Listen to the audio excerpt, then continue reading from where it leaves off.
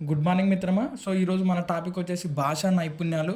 ఈ భాషా నైపుణ్యాలకెళ్ళి ఖచ్చితంగా మనల్ని బిట్ అడుగుతా ఉన్నాడు మిత్రమా. కనీసం 2 లేదా 3 మార్కులు ఈ భాషా నైపుణ్యాల నుండే మనల్ని బిట్ అడుగుతా ఉన్నాడు. సో గనక పరిశీలిస్తే అసలు భాష అంటే ఏంటి, భాష నైపుణ్యాలు అంటే ఏంటి అనే విషయాన్ని నుంచి మనం ముందుకు వెళ్ళాలి. సో గనక పరిశీలిస్తే భాష అంటే ఏంటిదనంటే భాషించబడేది భాష, అంటే మాట్లాడబడేది భాష. అదేవిధంగా భావ వినిమయ సాధనం భాష. మనలో ఉన్నటువంటి భావాలను, ఆవేశాలను, ఉద్వేగాలను, మన మనసులోని అంశాలను ఎదుటి వ్యక్తికి చెప్పడానికి తోడ్పడేదే భాష. అలా మనిషి భాషను అనుకరణ ద్వారానే నేర్చుకుంటాడనే విషయాన్ని చెప్తున్నాడు.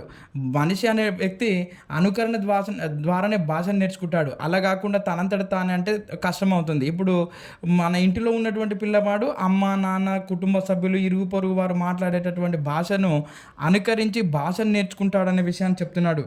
ఏ ప్రయత్నం చేయకుండా భాష తనంతట తానే మనిషికి అనేది సిద్ధించదు అనే విషయాన్ని చెప్తున్నాడు. కాబట్టి భాష రావాలి అని అంటే ఖచ్చితంగా అనుసరించాలి, లేకపోతే నేర్చుకోవాలి ఖచ్చితంగా అనే విషయాన్ని చెప్తున్నాడు. కానీ భాష అనేది తనంతట తానే స్వయంగా ఒక మనిషికి రాదు అనే విషయాన్ని చెప్తున్నాడు. అందుకే భాషను క్రమేణా నేర్చుకుంటూ, అభ్యాసం చేస్తూ, సాధన ద్వారా భాష యందు పటుత్వాన్ని సాధించడమే భాషా నైపుణ్యం అనే విషయాన్ని చెప్తున్నాడు. ఎవరైతే భాష పట్ల బాగా సాధన చేస్తారో, భాష పట్ల అభ్యసనం చేస్తారో, భాషను సాధన నేర్చుకోవాలనేటటువంటి తపనతో నేర్చుకుంటారో వాళ్ళకు భాష యందు మంచి పటుత్వం లభిస్తుంది, మంచి పట్టు లభిస్తుంది. అలా పట్టు లభించినటువంటి లక్షణాన్ని మనం భాషా నైపుణ్యం అని అంటాం. ఇలా మనకు భాషా నైపుణ్యాలు అనేవి 4 ఉన్నాయి. అర్థవంతంగా వింటే అతనికి శ్రవణ నైపుణ్యం ఉందని, అర్థవంతంగా మాట్లాడితే అతనికి భాషణ నైపుణ్యం ఉందని, అర్థవంతంగా చదివితే అతనికి పఠన నైపుణ్యం ఉందని, అర్థవంతంగా రాస్తే అతనికి లేఖన నైపుణ్యం ఉందని అని అంటాం. ఇలా మనకు మొత్తంగా 4 భాషణ నైపుణ్యాలు ఉన్నాయి. ఈ 4 భాషణ నైపుణ్యాలలో ఈ శ్రవణము, పఠనము అనేది భావగ్రహణ నైపుణ్యాలు. అంటే మనం ఏదైనా ఒక సమాచారాన్ని గ్రహించడానికి తోడ్పడేటటువంటి నైపుణ్యాలు శ్రవణము, పఠనము. అంటే ఎలా మనము మన మనసులోకి తీసుకుంటాము, మన మెదడులోకి అని అంటే, ఒకటి వినడం ద్వారా, ఇంకొకటి చదవడం ద్వారా. సో ఇంకొకటి ఏంటంటే మన లోపల ఉన్నటువంటి, అంటే మన మనసులో ఉన్నటువంటి భావాలను ఎలా వ్యక్తీకరిస్తాము అని అంటే, ఒకటి చెప్పడం ద్వారా, ఇంకొకటి రాయడం ద్వారా మనలోని భావాలను వ్యక్తీకరిస్తాం. కాబట్టి శ్రవణము, పఠనము భావగ్రహణ నైపుణ్యాలు కాగా, భాషణము, లేఖనము అనేవి భావ వ్యక్తీకరణ నైపుణ్యాలు అని చెప్తున్నాడు. ఇలా ఈ 4ంటిని కలిపి భాషా నైపుణ్యాలు అంటారు. ఈ 4 భాషా నైపుణ్యాలు గనక ఒకే వ్యక్తిలో ఉంటే అతన్ని భాషాభిజ్ఞుడు, అలా అలవడినటువంటి వ్యక్తులను భాషాభిజ్ఞులు అని అంటారు. అలా ఈ 4 నైపుణ్యాలు గనక ఒకే వ్యక్తిలో ఉంటే అతడిని భాషాభిజ్ఞుడు, అంటే భాష యందు మంచి పటుత్వం కలిగిన వాడు అనేటటువంటి విషయాన్ని చెప్తున్నాడు అనమాట. సో ఇలా మనకు 4 భాష నైపుణ్యాలు ఉన్నాయి. అందులో శ్రవణము, పఠనం అనేది భావగ్రహణ నైపుణ్యాలు కాగా, భాషణము, లేఖనము అనేది భావ వ్యక్తీకరణ నైపుణ్యం. అంటే మనము జ్ఞానాన్ని గ్రహించడానికి తోడ్పడేవి శ్రవణము, పఠనము. అదేవిధంగా మనలో ఉన్నటువంటి జ్ఞానాన్ని బయటికి చెప్పడానికి తోడ్పడేవి భాషణము, లేఖనము. ఇవి 4 నైపుణ్యాలు. సో ఇప్పుడు మనం ఈ ఒక్కొక్క నైపుణ్యం గురించి తెలుసుకుంటూ వెళ్ళాలి. సో కనుక పరిశీలిస్తే మొట్టమొదటి నైపుణ్యం వచ్చేసి శ్రవణం. చెవితో వివిధ ధ్వనులను వినడాన్ని శ్రవణం అని అంటాం. అంటే శ్రవణానికి తోడ్పడేటటువంటి జ్ఞానేంద్రియం వచ్చేసి మనకు చెవి. శ్రవణ నైపుణ్యము ధ్వనులను అవధానంతో, జాగరూకతతో, అవగాహనతో, శ్రద్ధతో వినడాన్ని మనము శ్రవణ నైపుణ్యం అని అంటాం. వినడాన్ని కామన్గా శ్రవణం అంటాం. ఎలా వింటే దాన్ని శ్రవణ నైపుణ్యం అంటాము అని అంటే, అవధానంతో, జాగరూకతతో, అవగాహనతో, శ్రద్ధతో వింటేనే అతనికి శ్రవణ నైపుణ్యం ఉంది అనే విషయాన్ని చెప్తాం. ఇది భాషా నైపుణ్యాలలో మొట్టమొదటి నైపుణ్యం. సహజాతంగా అలవడుతుంది, అంటే ఇది పుట్టుకతోనే స్వతసిద్ధంగా వస్తుందనే విషయాన్ని చెప్తున్నాడు శ్రవణం అనేది. ఏ భాష విషయంలోనైనా మొట్టమొదటగా జరిగేది శ్రవణమే.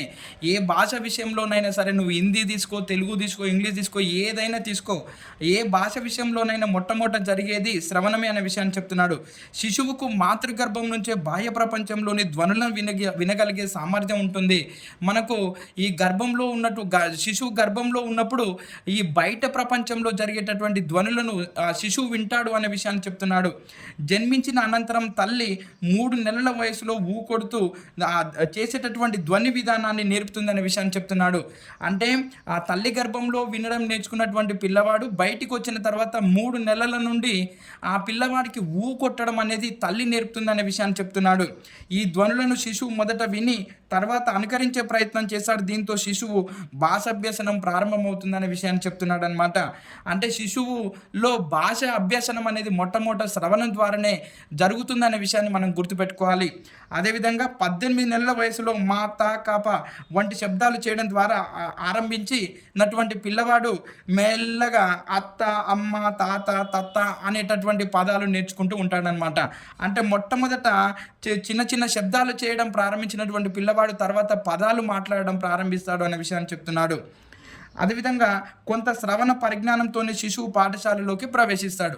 అంటే ఇక్కడ చూడండి, ఆ ఇంటి వద్దనే శ్రవణంతో అంటే స్వతసిద్ధంగా లభించినటువంటి శ్రవణాన్ని కొంచెం మెరుగుపరుచుకున్న తర్వాతనే పాఠశాలలోకి అడుగు పెడతాడు శిశువు అనే విషయాన్ని చెప్తున్నాడు. అంటే మనం ఇక్కడ గుర్తుపెట్టుకోవాల్సినటువంటి అంశం ఏంటి? ఈ శ్రవణం అనేటటువంటి నైపుణ్యము, ఈ శ్రవణం అనేటటువంటి ప్రక్రియ మనకు తల్లి గర్భం నుండే ప్రారంభమవుతుందనే విషయాన్ని మనం గుర్తుపెట్టుకోవాలి. అదేవిధంగా మనం కొంచెం ముందుకు వెళ్తే శ్రవణం యొక్క లక్షణాలు ఏంటి, శ్రవణం ఎలా ఉండాలి, శ్రవణం యొక్క లక్షణాలు ఏంటి కనుక మనం పరిశీలిస్తే మంచి శ్రవణము మంచి మానవ సంబంధాలను నెలకొల్పుతుందనే విషయాన్ని చెప్తున్నాడు. అంటే మనం ఎదుటి వ్యక్తి మాట్లాడుతున్నప్పుడు చాలా జాగ్రత్తగా వింటే అది మంచి మానవ సంబంధాలను నెలకొల్పుతుందనే విషయాన్ని చెప్తున్నాడు. శ్రోతతో మాట్లాడకుండా ఉండటం, అంటే శ్రోత మాట్లాడకుండా ఉండే విధంగా మనం మాట్లాడాలి. అంటే మనం మాట్లాడేటప్పుడు ఎదుటి వ్యక్తి అంత శ్రద్ధగా వినేటట్టుగా మాట్లాడాలి అనే విషయాన్ని చెప్తున్నాడు అనమాట. అదేవిధంగా వినడానికి సంసిద్ధతను చూసి మాట్లాడాలి అనే విషయాన్ని చెప్తున్నాడు.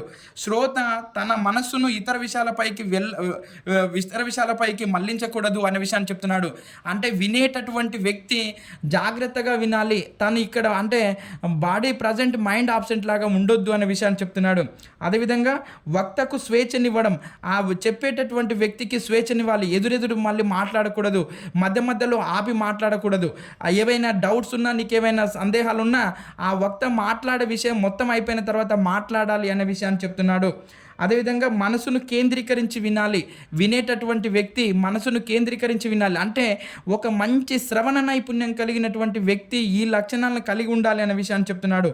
భావ వ్యక్తీకరణ తీవ్రత, వక్త ఎక్కడ ఆగుతున్నాడు, ఎక్కడెక్కడ నొక్కి పలుకుతున్నాడు, ఎక్కడెక్కడ ఏ పదానికి బాగా ప్రాధాన్యం ఇచ్చి పలుకుతున్నాడు అనే విషయాన్ని బాగా అవధానంతో జాగరూకతతో వినాలి అనే విషయాన్ని చెప్తున్నాడు.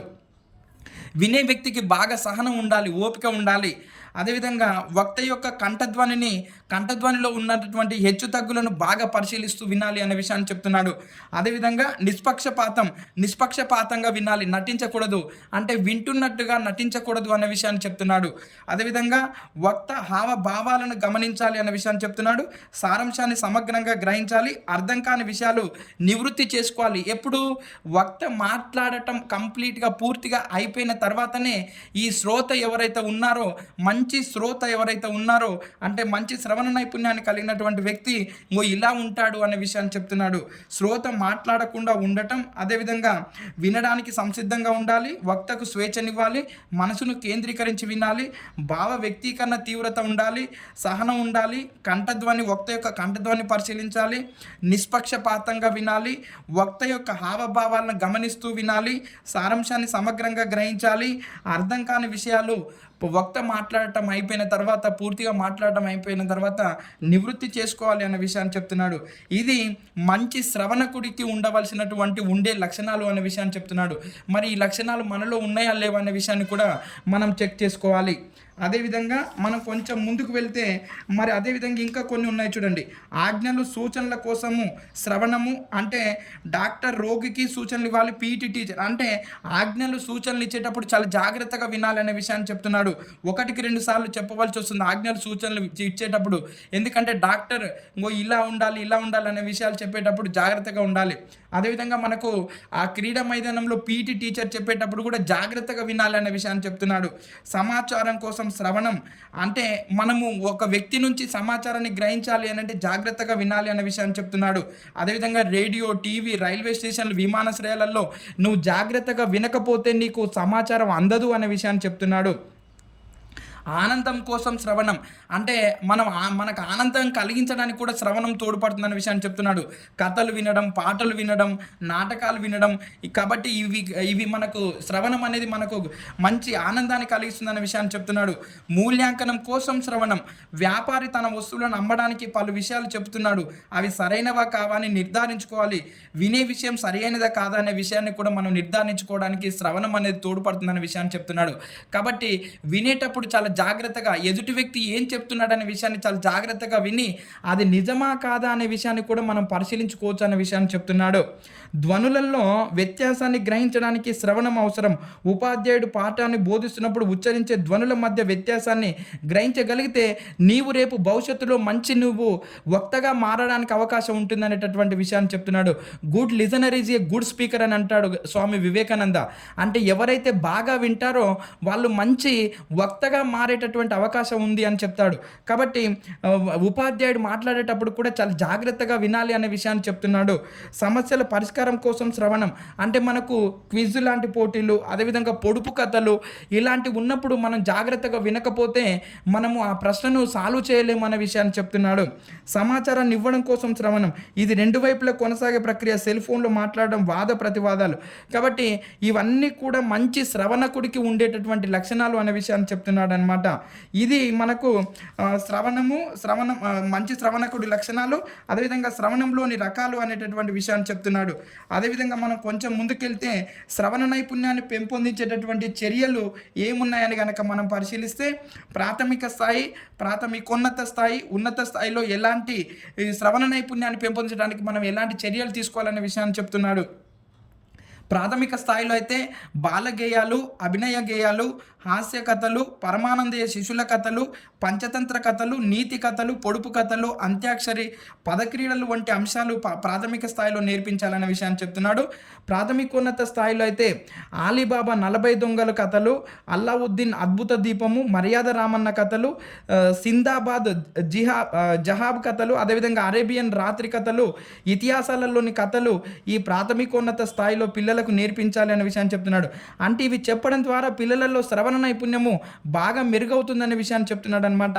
మరి ఉన్నత స్థాయిలో కనుక చూస్తే వాచక పుస్తకాలలోని నీతి పద్యాలు, శతక పద్యాలు, భక్తి కరుణరస పద్యాలు, దేశభక్తి గేయాలు, పాటలు, ఉపన్యాసాలు, వార్తలు, పాఠ్యాంశాన్ని బోధిస్తున్నప్పుడు మధ్య మధ్యలో ప్రశ్నలు అడగడం, ఇవన్నీ కూడా ఉన్నత స్థాయిలో మనము శ్రవణ నైపుణ్యాన్ని మెరుగుపరచడానికి కావాల్సినటువంటి అంశాలు అనే విషయాన్ని చెప్తున్నాడు అనమాట. ఇది ప్రాథమిక స్థాయిలో, ఇది ప్రాథమికోన్నత స్థాయిలో, ఇది ఉన్నత స్థాయిలో నీ పిల్లలలో మనము శ్రవణ నైపుణ్యాన్ని పెంపొందించడానికి చేపట్టవలసినటువంటి చర్యలను చాలా క్లియర్ కట్గా పేర్కొన్నాడు అనమాట. సో వీటిని జాగ్రత్తగా గుర్తుపెట్టుకోవాలి.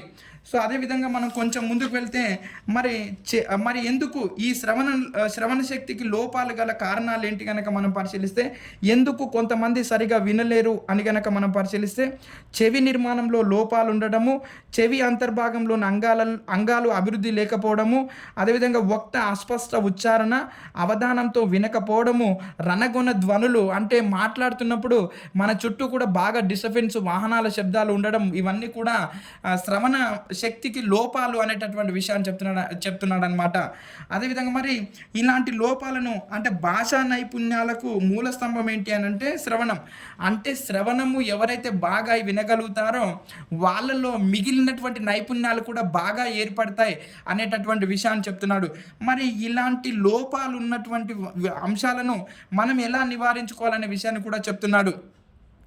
చెవి నిర్మాణంలో లోపాలుంటే ఉపాధ్యాయుడు తల్లిదండ్రులను పిలిపించి వైద్యుడి దగ్గరికి తీసుకెళ్ళమని సలహా ఇవ్వాలి. అవసరమైతే చెవి మిషన్ ఉపయోగించమని చెప్పాలి. సరైన ఉచ్చారణతో మాట్లాడాలి ఉపాధ్యాయుడు ఎప్పుడైనా కూడా. తాను మాట్లాడేటటువంటి విషయాలను, ప్రతి విషయాన్ని విద్యార్థులు నేర్చుకుంటారు కాబట్టి ఉపాధ్యాయుడు చాలా స్పష్టంగా, సదుచ్చారణతో, సమవేగంతో, స్పష్టతతో మాట్లాడాలి అనే విషయాన్ని చెప్తున్నాడు. విద్యార్థుల మీద దృష్టిని కేంద్రీకరించి బోధించాలి. అంటే విద్యార్థుల కళ్ళలోకి చూస్తూ బోధించాలని విషయాన్ని చెప్తున్నాడు. బోధనలో మధ్యన ప్రశ్నలు అడగాలి. ఇప్పుడు నేనేం చెప్పాను, ఇప్పుడు ఇది ఎక్కడ ఉన్నాం మనము అనే విషయాన్ని కూడా పిల్లల్ని మధ్యలో ప్రశ్నలు అడిగితే వాళ్ళు బాగా శ్రద్ధగా వింటారు అనే విషయాన్ని చెప్తున్నాడు. టిఎల్ఎం సాహిత్యంను ఉపయోగిస్తూ బోధించాలి. అదేవిధంగా పాఠశాలలు శబ్ద కాలుష్యానికి దూరంగా ఉండాలి. ఉపాధ్యాయుడికి ధ్వని ఉత్పత్తి క్రమంపై పట్టు ఉండాలి అనమాట బాగా. అంటే ఉపాధ్యాయుడికి ఉచ్చారణ మీద బాగా అంటే పట్టుంటేనే అది అర్థవంతంగా ఉంటుందనే విషయాన్ని చెప్తున్నాడు. రేడియో, టీవీ వంటి కార్యక్రమాలు పిల్లలకు వినిపించాలి. అచ్చుల, హల్లుల ఉచ్చారణ మధ్య భేదం గ్రహించేలా మనము స్పష్టంగా పలకాలన్నమాట. ఇక్కడ చూడండి, అచ్చులు, ఇది ఆ అనేది అచ్చు, యా అనేది హల్లు. అలా అచ్చులు, హల్లుల మధ్య ఉచ్చారణ భేదాన్ని గుర్తించేలా మనము స్పష్టంగా మాట్లాడాలి అనే విషయాన్ని చెప్తున్నాడు. అదేవిధంగా అల్పప్రాణ, మహాప్రాణ అక్షరాల మధ్యన కూడా తేడా ఉండే విధంగా మనం పలకాలి అనే విషయాన్ని చెప్తున్నాడు. ఇది మనం చూస్తే కా, ఇది చూస్తే ఖ. అలా మనము ఒత్తి పలికే అల్పప్రాణ, మహాప్రాణ అక్షరాలకు మధ్య స్పష్టంగా తేడా ఉండే విధంగా పలకాలని చెప్తున్నాడు. సంయుక్త అక్షరాల ఉచ్చారణ, ద్విత్వాక్షరాల ఉచ్చారణ కూడా స్పష్టంగా ఉండేలా చెప్పాలంటున్నాడు. స్టా, ఇప్పుడు షాకు టవతిస్తే స్టా, సాకు టవతిస్తే స్టా, అదే కాకు అవతిస్తే కా. అలా ద్విత్వ, సంయుక్త అక్షరాలకు ఒత్తులు ఉన్నప్పుడు ఎలా పలకాలనే విషయాన్ని కూడా విద్యార్థులకు చెప్పాలనే విషయాన్ని చెప్తున్నాడు. బాలగేయాలు, అభినయ గేయాలు పిల్లల చేత పాడిస్తే ఇవన్నీ కూడా మనకు శ్రవణ నైపుణ్యంలో ఏమైనా లోపాలుంటే, శ్రవణంలో లోపాలుంటే వాటిని నివారించుకోవడానికి ఒక ఉపాధ్యాయుడికి బాగా తోడ్పడేటటువంటి అంశాలు ఇవిగా పేర్కొన్నాడు. మరి గనక మనం ముందుకెళ్తే శ్రవణ నైపుణ్యం ద్వారా విద్యార్థులు ఏమేమి నేర్చుకుంటారు అని గనక మనం పరిశీలిస్తే, అందులో ప్రాథమిక స్థాయి, ప్రాథమికోన్నత స్థాయి, ఉన్నత స్థాయిలో గనక చూస్తే, ప్రాథమిక స్థాయిలో సామాన్యమైన గీతాలను, పాఠాలను అవగాహనతో వింటారు. అదేవిధంగా సంభాషణలు, సంవాదాలు అవగాహనతో వింటారు. పొడుపు కథలను అర్థం చేసుకోవడము, మౌఖిక సూచనలు అవగాహన చేసుకోవడం అనేది ప్రాథమిక స్థాయిలో, అంటే శ్రవణం ద్వారా ప్రాథమిక స్థాయిలో పిల్లలు నేర్చుకునేటటువంటి అంశాలు. మరి ప్రాథమికోన్నత స్థాయిలో చూస్తే పద్య, గేయ పఠనాన్ని అవగాహనతో వినడము, వక్తృత్వాలను అవగాహనతో వినడము, అదేవిధంగా సంతోషము, ఆశ్చర్యము, దుఃఖము, కోపంతో కూడినటువంటి సంభాషణలను అవగాహనతో వినడం ఈ ప్రాథమికోన్నత స్థాయిలో. అదేవిధంగా ప్రసిద్ధ వ్యక్తుల జీవిత చరిత్రను అవగాహనతో వినడం అనేది ఈ ప్రాథమికోన్నత స్థాయిలో. అంటే ఒక పిల్లవాడు 1వ తరగతిలో మన పాఠశాలలో జాయిన్ అయితే, ప్రవేశం పొందితే, ఆ పిల్లవాడు ప్రాథమిక స్థాయి పూర్తయ్యే నాటికి ఈ అంశాలు నేర్చుకోవాలి, వినగలగాలి. ప్రాథమికోన్నత స్థాయి అయితే ఈ అంశాలు నేర్చుకోగలగాలి. ఉన్నత స్థాయికి చేరుకునేసరికి ఈ అంశాలన్నీ కూడా వాడు నేర్చుకోవాలనే విషయాన్ని చెప్తున్నాడు. పద్యాలను అవగాహనతో వినడము, నాటకంలోని సంభాషణలు అవగాహనతో వినడము, ప్రసిద్ధ వక్తల ఉపన్యాసాలను అర్థం చేసుకొని విపులీకరించుకోవడము, సమాజంలోని వివిధ వ్యక్తులు వివిధ సన్నివేశాల్లో మాట్లాడిన సంభాషణ సరళిని అర్థం చేసుకోవడం అనేటటువంటి విషయాన్ని చెప్తున్నాడు ఉన్నత స్థాయిలో. ఈ విధంగా శ్రవణ నైపుణ్యం గురించి మనకు ప్రస్తావించడం అనమాట. శ్రవణ నైపుణ్యము పూర్తయ్యే నాటికి, అంటే ప్రాథమిక స్థాయి పూర్తయ్యే నాటికి ఇవి, ప్రాథమికోన్నత స్థాయి పూర్తయ్యే నాటికి ఈ అంశాలు, ఉన్నత స్థాయి పూర్తయ్యే నాటికి ఈ అంశాలు నేర్చుకోవాలి పిల్లవాడు అనే విషయాన్ని చెప్తున్నాడు. అదేవిధంగా మరి ఇప్పుడు మనకు శ్రవణ నైపుణ్యాన్ని ఎలా మూల్యాంకనం చేయాలి అని కనుక మనం పరిశీలిస్తే, విద్యార్థులకు ఏదైనా ఒక కథను చెప్పి ఆ కథలో ఒక పదం ఎన్నిసార్లు వచ్చింది అనేటటువంటి విషయాన్ని అడగాలన్నమాట. అలా మనం శ్రవణ నైపుణ్యాన్ని మూల్యాంకనం చేయవచ్చు అనే విషయాన్ని చెప్తున్నాడు. విద్యార్థులకు ఏదైనా ఒక కథను చెప్పి, ఫర్ ఎగ్జాంపుల్ ఆవు పులి అనే కథ చెప్పావు, అందులో ఆవు ఆవు అనే పదం ఎన్నిసార్లు వచ్చింది, పులి పులి అనేటటువంటి పదం ఎన్నిసార్లు వచ్చింది అనే విషయాన్ని పిల్లలను మధ్యలో అడగాలి అనే విషయాన్ని చెప్తున్నాడు. ఉత్తమ వ్యక్తుల భాషణాన్ని వినిపించి ప్రశ్నలు సంధించాలి. ఎవరైతే బాగా ఇప్పుడు ఉత్తమ వ్యక్తులు ఎవరైతే ఉన్నారో వాళ్ళ యొక్క భాషణాన్ని, వాళ్ళ యొక్క మాటలను వినిపించి దాని మీద ప్రశ్నలు అడగాలి అనే విషయాన్ని చెప్తున్నాడు. ధ్వనుల మధ్య గల భేదాలను గుర్తించేటట్లు పిల్లలను మనము సంసిద్ధుల్ని చేయాలి అనే విషయాన్ని చెప్తున్నాడు. ఇది శ్రవణ నైపుణ్యం మూల్యాంకనం, శ్రవణం గురించి. సో కనుక మనం రెండవ నైపుణ్యం వచ్చేసి భాషణం. సో మరి భాషణం గురించి కనుక మనం పరిశీలిస్తే, మనిషి సమస్త భావ ప్రసరణం అంటే ఎక్కువగా మౌఖికంగానే జరుగుతుంది అనే విషయాన్ని చెప్తున్నాడు. ఈ భూ ప్రపంచంలో ఎక్కువగా భావ ప్రసారం అనేది, సమాచార మార్పిడి అనేది ఎక్కువగా భాషణం ద్వారానే జరుగుతుంది అనే విషయాన్ని చెప్తున్నాడు. అంటే మౌఖికంగానే మాట్లాడటం ద్వారానే సమాచార మార్పిడి జరుగుతుందనే విషయాన్ని చెప్తున్నాడు. నిరక్షరాస్యులు, రాత రాని వాళ్ళు కూడా తమ భావ వ్యక్తీకరణకు ఉపయోగించే ఏకైక సాధనం భాషణం. ఇప్పుడు నిరక్షరాస్యులు ఉంటారు, వాళ్ళు రాయలేరు. అదేవిధంగా రాత రాయని వాళ్ళు ఉంటారు, వాళ్ళు తమ మాటల ద్వారానే చెప్తారు. సో కాబట్టి ఈ ప్రపంచంలో ఎక్కువగా సమాచార మార్పిడికి తోడ్పడుతున్నటువంటి అంశము భాషణము అనే విషయాన్ని చెప్తున్నాడు అనమాట. ఈ నైపుణ్యం ఎవరిలో ఎంత ఎక్కువగా ఉంటుందో అటువంటి వారు తమ నిత్య జీవిత వ్యవహారాలను అంత చక్కగా నిర్వహించగలుగుతారన్న విషయాన్ని చెప్తున్నాడు. చెప్తున్నాడనమాట. అంటే ఒక మాట చెప్పాడు మనకు డిఎడ్ మెథడ్‌లో. ఏం చెప్పాడు అనంటే, ఎవరైతే బాగా మాట్లాడగలుగుతారో వారి వెంట సమాజం అనేది పరిగెడుతుందనే విషయాన్ని కూడా చెప్పాడు. ఈరోజు మనము నాయకులను చూసినా, రాజకీయ నాయకులను చూసినా ఎవరైతే బాగా మాట్లాడగలుగుతారో వారి వెంట సమాజం అనేది పరిగెడుతుందనే విషయాన్ని చెప్తున్నాడు. కాబట్టి ఈ భాషణం అనేది ఎంత ఎక్కువగా ఉంటుందో ఒక వ్యక్తిలో, ఆ వ్యక్తి తమ నిత్య జీవిత వ్యవహారాలను సులభంగా నిర్వహించుకోగలుగుతాడు అనే విషయాన్ని చెప్తున్నాడనమాట. అదేవిధంగా దీన్ని మనం భాషణాన్ని మాట్లాడటము, వచించడము, పలకటము, చెప్పడము, స్పష్టంగా నిర్దుష్టంగా మన అభిప్రాయాన్ని ఎదుటి వ్యక్తికి మాటల రూపంలో వ్యక్తీకరించడాన్ని భాషణమని, ఈ భాషణాన్ని మనం వాచిక చర్య లేదా అని అంటాం. అంటే మన దగ్గర ఉన్నటువంటి సమాచారాన్ని మాట్లాడటం ద్వారా కానీ, వచించడం ద్వారా కానీ, పలకడం ద్వారా కానీ, చెప్పడం ద్వారా కానీ ఎదుటి వ్యక్తికి చెప్పడాన్ని మనము భాషణమని, ఆ భాషణాన్ని వాచిక చర్య అని అంటారు. ఈ భాషణం అనేటటువంటి పదము వచ్ అనే సంస్కృత ధాతువు నుండి వచ్చింది. వచ్ అనగా వచనము లేదా వాక్కు లేదా వాచకం అని అంటారు. ఇలా మనకు ఈ భాషణం గురించి నిర్వచనాన్ని ఇవ్వడం జరిగింది. సామాన్యుల నుండి పండితుల వరకు అవసరమైంది భాషణం. అంటే సామాన్య ప్రజల నుండి మొదలు పెడితే పండితుల వరకు బాగా అవసరమైంది భాషణం. ఎందుకనంటే ప్రతి ఒక్కరు కూడా తమలో ఉన్నటువంటి సమాచారాన్ని కానీ, జ్ఞానాన్ని కానీ ఎదుటి వ్యక్తికి చెప్పడానికి, దాన్ని మనము వ్యక్తీకరించడానికి తోడ్పడేది భాషణం. అదేవిధంగా ప్రపంచంలోని చాలా భాషలు మౌఖికంగానే ఉన్నాయి. కొన్ని భాషలకు మాత్రమే లిపి ఉంది అనే విషయాన్ని చెప్తున్నాడు. ప్రపంచంలో చాలా భాషలు లిపి లేకుండానే మౌఖికంగానే ఉన్నాయనే విషయాన్ని చెప్తున్నాడు. జంతుకోటిలో మాట్లాడటం వచ్చినందునే వాక్కు మనిషికి ప్రత్యేకత ఆపాదించబడుతుంది అనే విషయాన్ని చెప్తున్నాడు. ఇప్పుడు ఈ భూప్రపంచం మీద ఎన్నో కోట్ల జీవరాశులు ఉన్నాయి. వాటిలోకెల్లా మాట్లాడగలిగే ఏకైక జీవి మనిషి. అందుకే మనిషికి ప్రత్యేకత సంతరించుకుంది అనే విషయాన్ని చెప్తున్నాడు అనమాట. సో అదేవిధంగా మరి ముందుకు వెళ్తే మనిషికి వాక్కు భూషణం అంటే అని చెప్తాడు. ఒక మనిషి నోరు మంచిదైతే ఊరు మంచిది అవుతుందని చెప్తాడు. కాబట్టి ఒక మనిషికి వాక్కు భూషణం అంటే మనము మెడలో వేసుకున్నటువంటి ఆభరణం కంటే కూడా ఈ మంచి మాట అనేది ఒక భూషణం వంటిది, ఒక అలంకారం వంటిది అనే విషయాన్ని చెప్తున్నాడు అనమాట. వ్యక్తి భాషణాన్ని బట్టి అతని సంస్కారం తెలుస్తుంది. భాషణం మానవ మనుగడకు అత్యంత ఆవశ్యకం. మనం ఇప్పుడు ఎక్కడైనా వెళ్ళాలి, ఎక్కడైనా జీవించాలి, ఎక్కడైనా ఉద్యోగం రావాలి అని అంటే ఖచ్చితంగా మన మాట విధానాన్ని, మన పలకరించే విధానాన్ని చూస్తున్నారు. ఇంటర్వ్యూలలో చూసేది ఏంటి అని అంటే ఎలా మాట్లాడుతున్నాడు ఎదుటి వ్యక్తితో అనే విషయాన్ని చూస్తారు. సో కాబట్టి మనిషి మనుగడకు అత్యంత ఆవశ్యకం భాషణం. మాట్లాడే విధానం అనేది చాలా జాగ్రత్తగా ఉంటే, మంచిగా ఉంటే అతడు మంచి సంస్కారవంతుడు అనే విషయాన్ని కూడా తెలుపుతుంది అన్నమాట. మనకు అమ్మ ఒడి తొలిబడి. శిశువు తల్లి, కుటుంబము, పరిసరాల నుండి ధ్వనులను వింటాడు. పిల్లల సంభాషణ శక్తి పరిసరాల మీద కూడా ఆధారపడి ఉంటుందనే విషయాన్ని చెప్తున్నాడు. ఇప్పుడు తల్లిదండ్రులు మంచిగా చదువుకొని అక్షరాస్యులుగా ఉంటే ఆ పిల్లలు మాట్లాడేటటువంటి విధానం కూడా చాలా బాగా ఉంటుందనే విషయాన్ని చెప్తున్నాడు. అదేవిధంగా మరి భాషణం అనేది మూలం వాక్కు. అంటే భాషణానికి మూలం ఏంటి అంటే వాక్కు. సో భాషా బోధన వాచిక చర్యతో ప్రారంభమవుతుంది. భాషణంలో నైపుణ్యం సాధించడానికి ఒక హద్దు అనేది లేదు. అంటే మనము భాషలు నేర్చుకోవడంలో, మాటలు నేర్చుకోవడంలో హద్దు అనేది లేదు అనే విషయాన్ని చెప్తున్నాడు. భాషా నైపుణ్యాలలో ఇది రెండవ సోపానం అనే విషయాన్ని చెప్తున్నాడు. రెండవది అనే విషయాన్ని చెప్తున్నాడు. అంటే మనం మాటలు నేర్చుకోవడంలో అంతే లేదు, అసలు హద్దే లేదు అనే విషయాన్ని చెప్తున్నాడు. కాబట్టి ఎన్ని భాషలనైనా నేర్చుకోవచ్చు. మనకిప్పుడు ఆయన పివిఎన్ఆర్ గారు, పాములపర్తి వెంకట నరసింహారావు గారు 17 భాషలలో అనర్గళంగా మాట్లాడేవాడంట.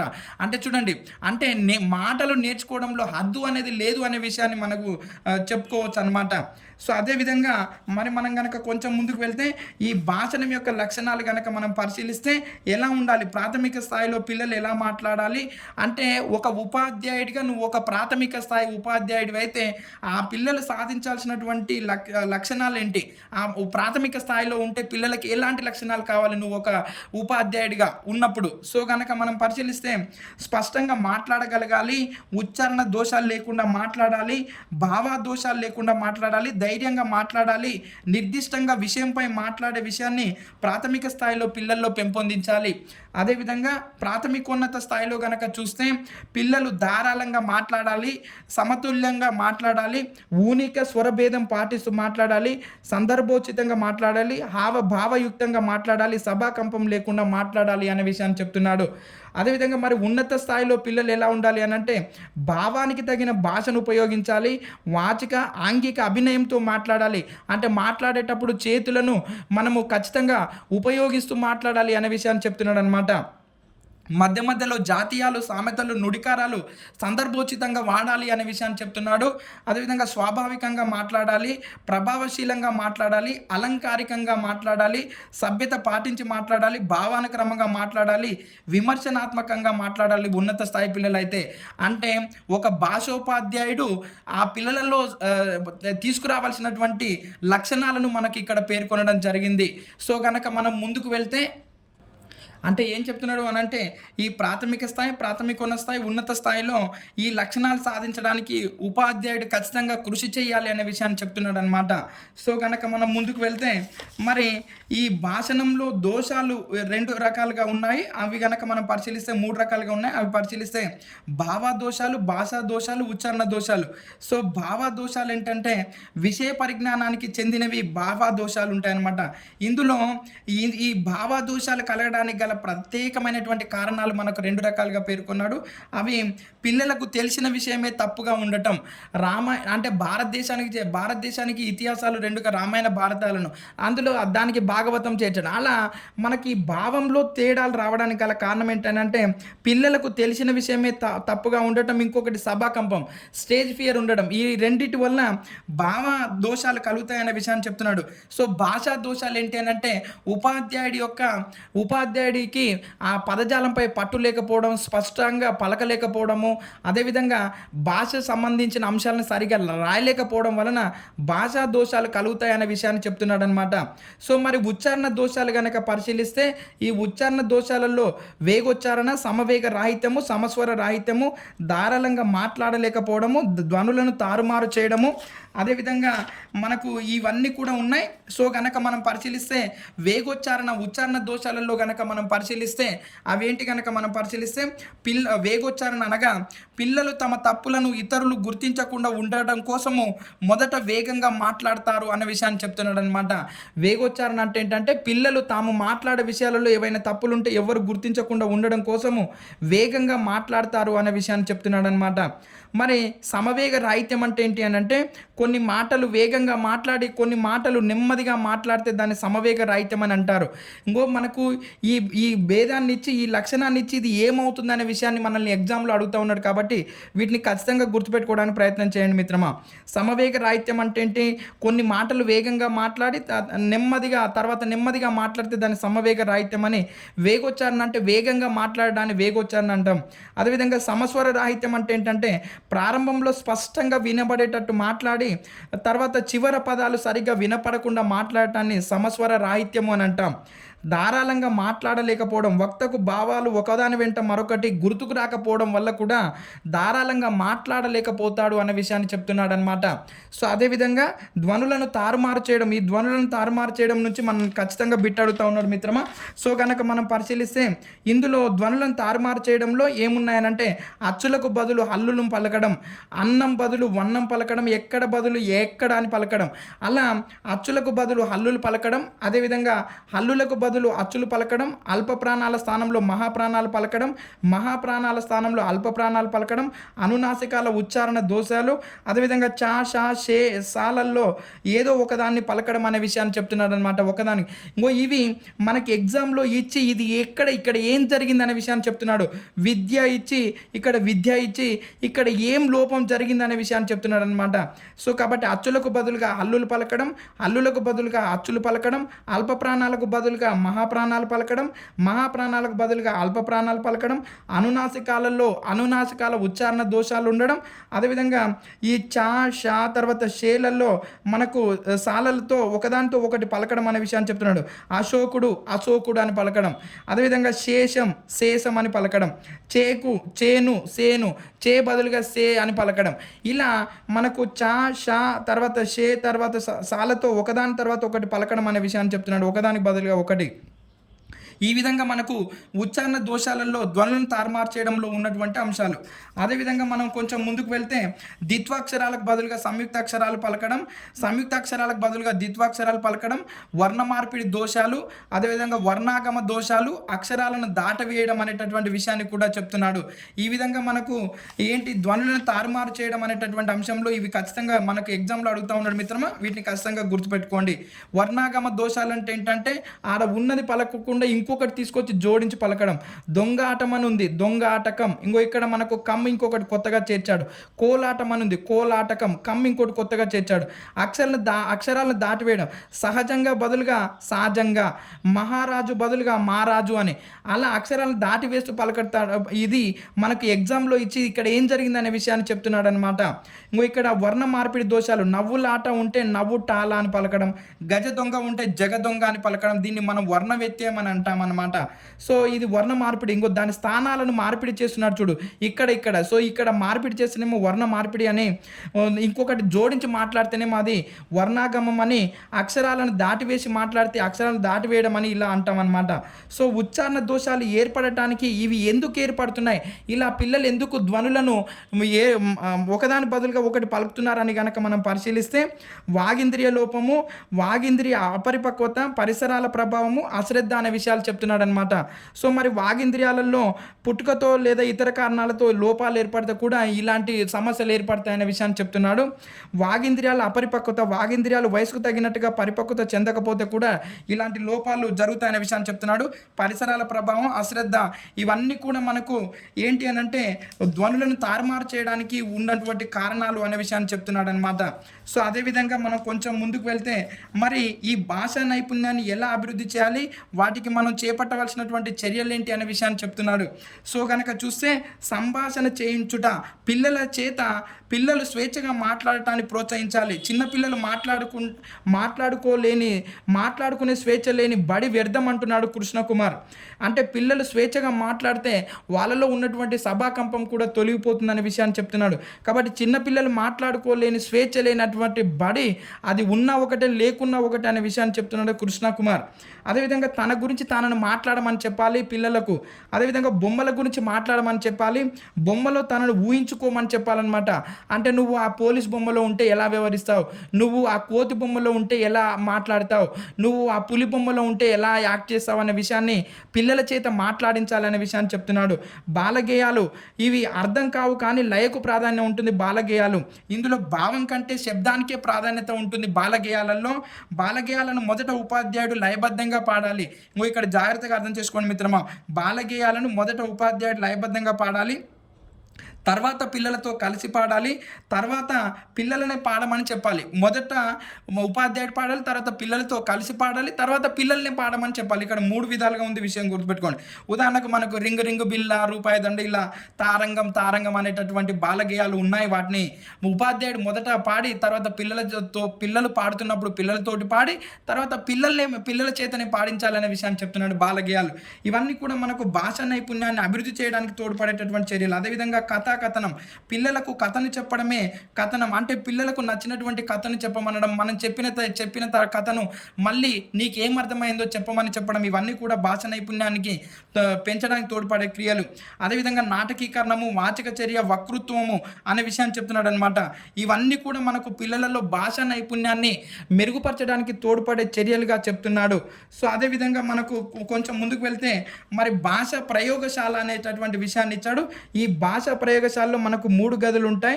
అది వినడానికి ఉపయోగించే గది, సలహాదారు గది, కంట్రోల్ గది అనేవి 3 గదులు ఉంటాయి. ఈ వినడానికి ఉపయోగించే గదిలో ఒకేసారి 20 మంది విద్యార్థులు కూర్చోవడానికి వీలుగా ఉంటుంది. ప్రతి విద్యార్థికి ఒక బల్ల, ఒక కుర్చీ ఉంటుంది. సలహాదారునితో మాట్లాడడానికి వీలుగా ఫోను, చెవి ఇయర్ ఫోన్స్ ఉంటాయి. అంటే మనకు మొత్తంగా ఇక్కడ మనము టెలికాన్ఫరెన్స్లో కూర్చున్నట్టుగా ఎలా ఉంటుందో అలా ఉంటుందన్నమాట ఈ గది అనమాట. సో అంటే మనకు అక్కడ వక్త మాట్లాడే విషయాన్ని మనం మనము చెవులలో ఇయర్ ఫోన్స్ పెట్టుకొని వినడానికి వీలుగా ఉంటుందన్న విషయాన్ని చెప్తున్నాడు అనమాట. ఈ సలహాదారు గదిలో స్వయంగా మాట్లాడడానికి వీలుగా కావాల్సిన పరికరాలు ఉంటాయి. ఒక విద్యార్థిని ఉద్దేశించి మాట్లాడవచ్చు, అందరికీ ఒకేసారి సలహా ఇవ్వవచ్చు అనే విషయాన్ని చెప్తున్నాడు సలహాదారు గదిలో. అదేవిధంగా కంట్రోల్ గదిలో టేపులు, రికార్డులు అదేవిధంగా ఇవన్నీ కూడా ఉంటాయి. సలహాదారు వినిపించిన టేపులను విని విద్యార్థులు తమంతట తాము తమ శక్తి సామర్థ్యాల మేరకు తన శ్రవణ శక్తిని, భాషా నైపుణ్యాన్ని పెంపొందించుకుంటారు ఈ కంట్రోల్ గదిలో అనే విషయాన్ని చెప్తున్నాడు అనమాట. భాషా ప్రయోగశాల విద్యార్థి తన దోషాలను తానే తెలుసుకొని స్వయంగా సవరణ చేసుకోవడానికి ఈ భాషా ప్రయోగశాల అనేది తోడ్పడుతుందన్న విషయాన్ని చెప్తున్నాడు. విద్యార్థులు శ్రవణ భాషల నైపుణ్యాలను శాస్త్రీయంగా పెంపొందించుకోవడానికి ఈ భాషా ప్రయోగశాల అనేది తోడ్పడుతుందన్న విషయాన్ని చెప్తున్నాడు. సో కనుక మనం కొంచెం ముందుకు వెళ్తే మరి ఈ భాషణాన్ని ఎలా మూల్యాంకనం చేయాలి అని కనుక మనం పరిశీలిస్తే విద్యార్థుల చేత మాట్లాడించాలి, విద్యార్థుల చేత పాడించాలి, ఆ విద్యార్థుల చేత అభినయింప చేయడం వల్ల మనము ఈ భాషణాన్ని మూల్యాంకనం చేయవచ్చు అనే విషయాన్ని చెప్తున్నాడు. సో కనుక మనము తర్వాత మూడవదిగా మనకు పఠనం అనే నైపుణ్యం ఉంది. ఈ భాష నైపుణ్యాలలో మూడవది పఠనం. ఈ పఠనం అంటే ఏంటి కనుక మనం పరిశీలిస్తే సమాచారం కోసం రాత రూపంలోని విషయాన్ని సంప్రదించడం లేదా చదవడాన్ని మనం పఠనం అని అంటాం. ఇది సంక్లిష్టమైనది పఠనం అనే విషయాన్ని చెప్తున్నాడు. ఆలోచన, పరిశీలన దీనిలోని భాగాలు. పఠనంలో పదాల గుర్తింపు, అవగాహన అనేది ముఖ్యం అన్నమాట. సో నువ్వు ఎప్పుడైతే పదాలను గుర్తిస్తావో, అక్షరాలను గుర్తిస్తావో అప్పుడే చదవగలుగుతావు. సో వ్యక్తి బహుముఖంగా అభివృద్ధి చెందడానికి తోడ్పడుతుందనే విషయాన్ని చెప్తున్నాడు పఠనం. మరి పఠనం కోసం ఎలా సంసిద్ధత చేయాలి పిల్లల్ని అనగనక మనం పరిశీలిస్తే భావగ్రహణానికి, జ్ఞాన సంపాదనకు ఉపయోగపడుతుంది. బాగా మాట్లాడగలిగే శక్తిని పెంపొందిస్తుంది పఠనం. ఎవరైతే బాగా పుస్తకాలు చదువుతారో వాళ్ళు బాగా మాట్లాడగలుగుతారు అనే విషయాన్ని చెప్తున్నాడు. అదేవిధంగా పఠనం భాషణం మీద పరస్పరం ఒకదానిపై ఒకటి ఆధారపడి ఉంటాయనే విషయాన్ని చెప్తున్నాడు. ఇంకో చూడండి, పఠనం అంటే ఎవరైతే బాగా పుస్తకాలు చదువుతారో వాళ్ళు బాగా మాట్లాడగలుగుతారు. ఆ వ్యక్తి బాగా మాట్లాడగలుగుతున్నాడు అనంటే బాగా పుస్తకాలు చదివినట్టుగానే మనం భావించవచ్చు అనే విషయాన్ని చెప్తున్నాడు అనమాట. కాబట్టి భాషణం, పఠనం అనేది పరస్పరం ఒకదానిపై ఒకటి ఆధారపడి ఉంటాయి అనే విషయాన్ని చెప్తున్నాడు అనమాట.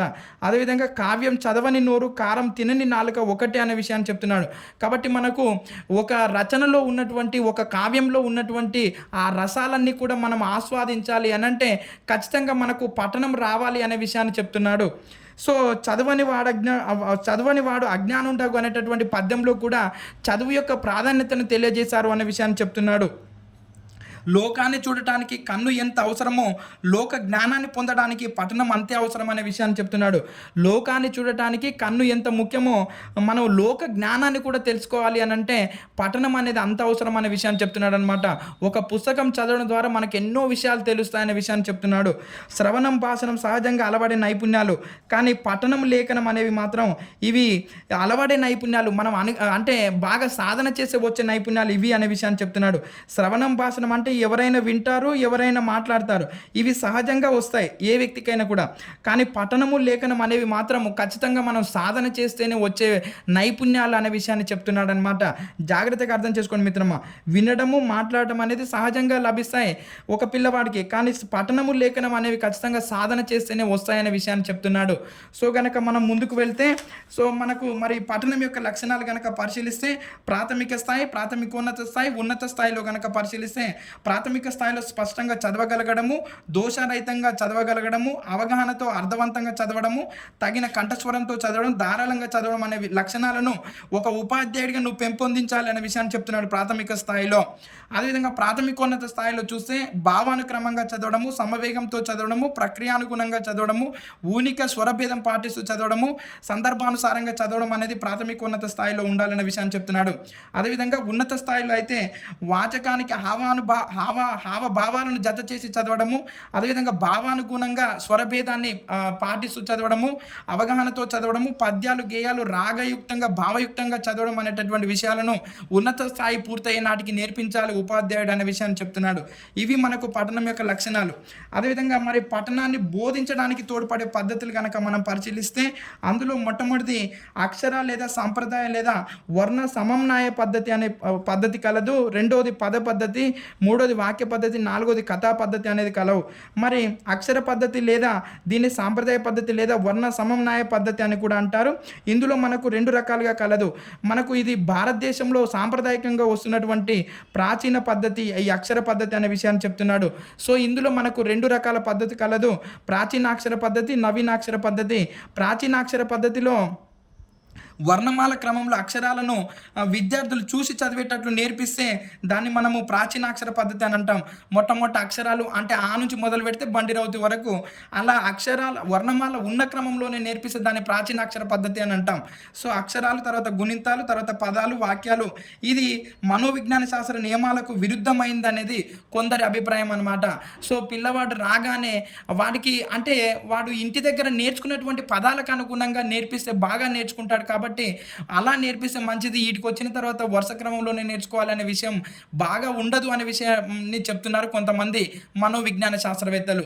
కొంతమంది అభిప్రాయం కొందరిది. సో అదేవిధంగా నవీనాక్షర పద్ధతిలో కనుక మనం పరిశీలిస్తే అక్షరాల ఆకారాల సామ్యాలను పట్టి మనం పఠనం నేర్పిస్తే దాన్ని మనము నవీనాక్షర పద్ధతి అని అంటాం.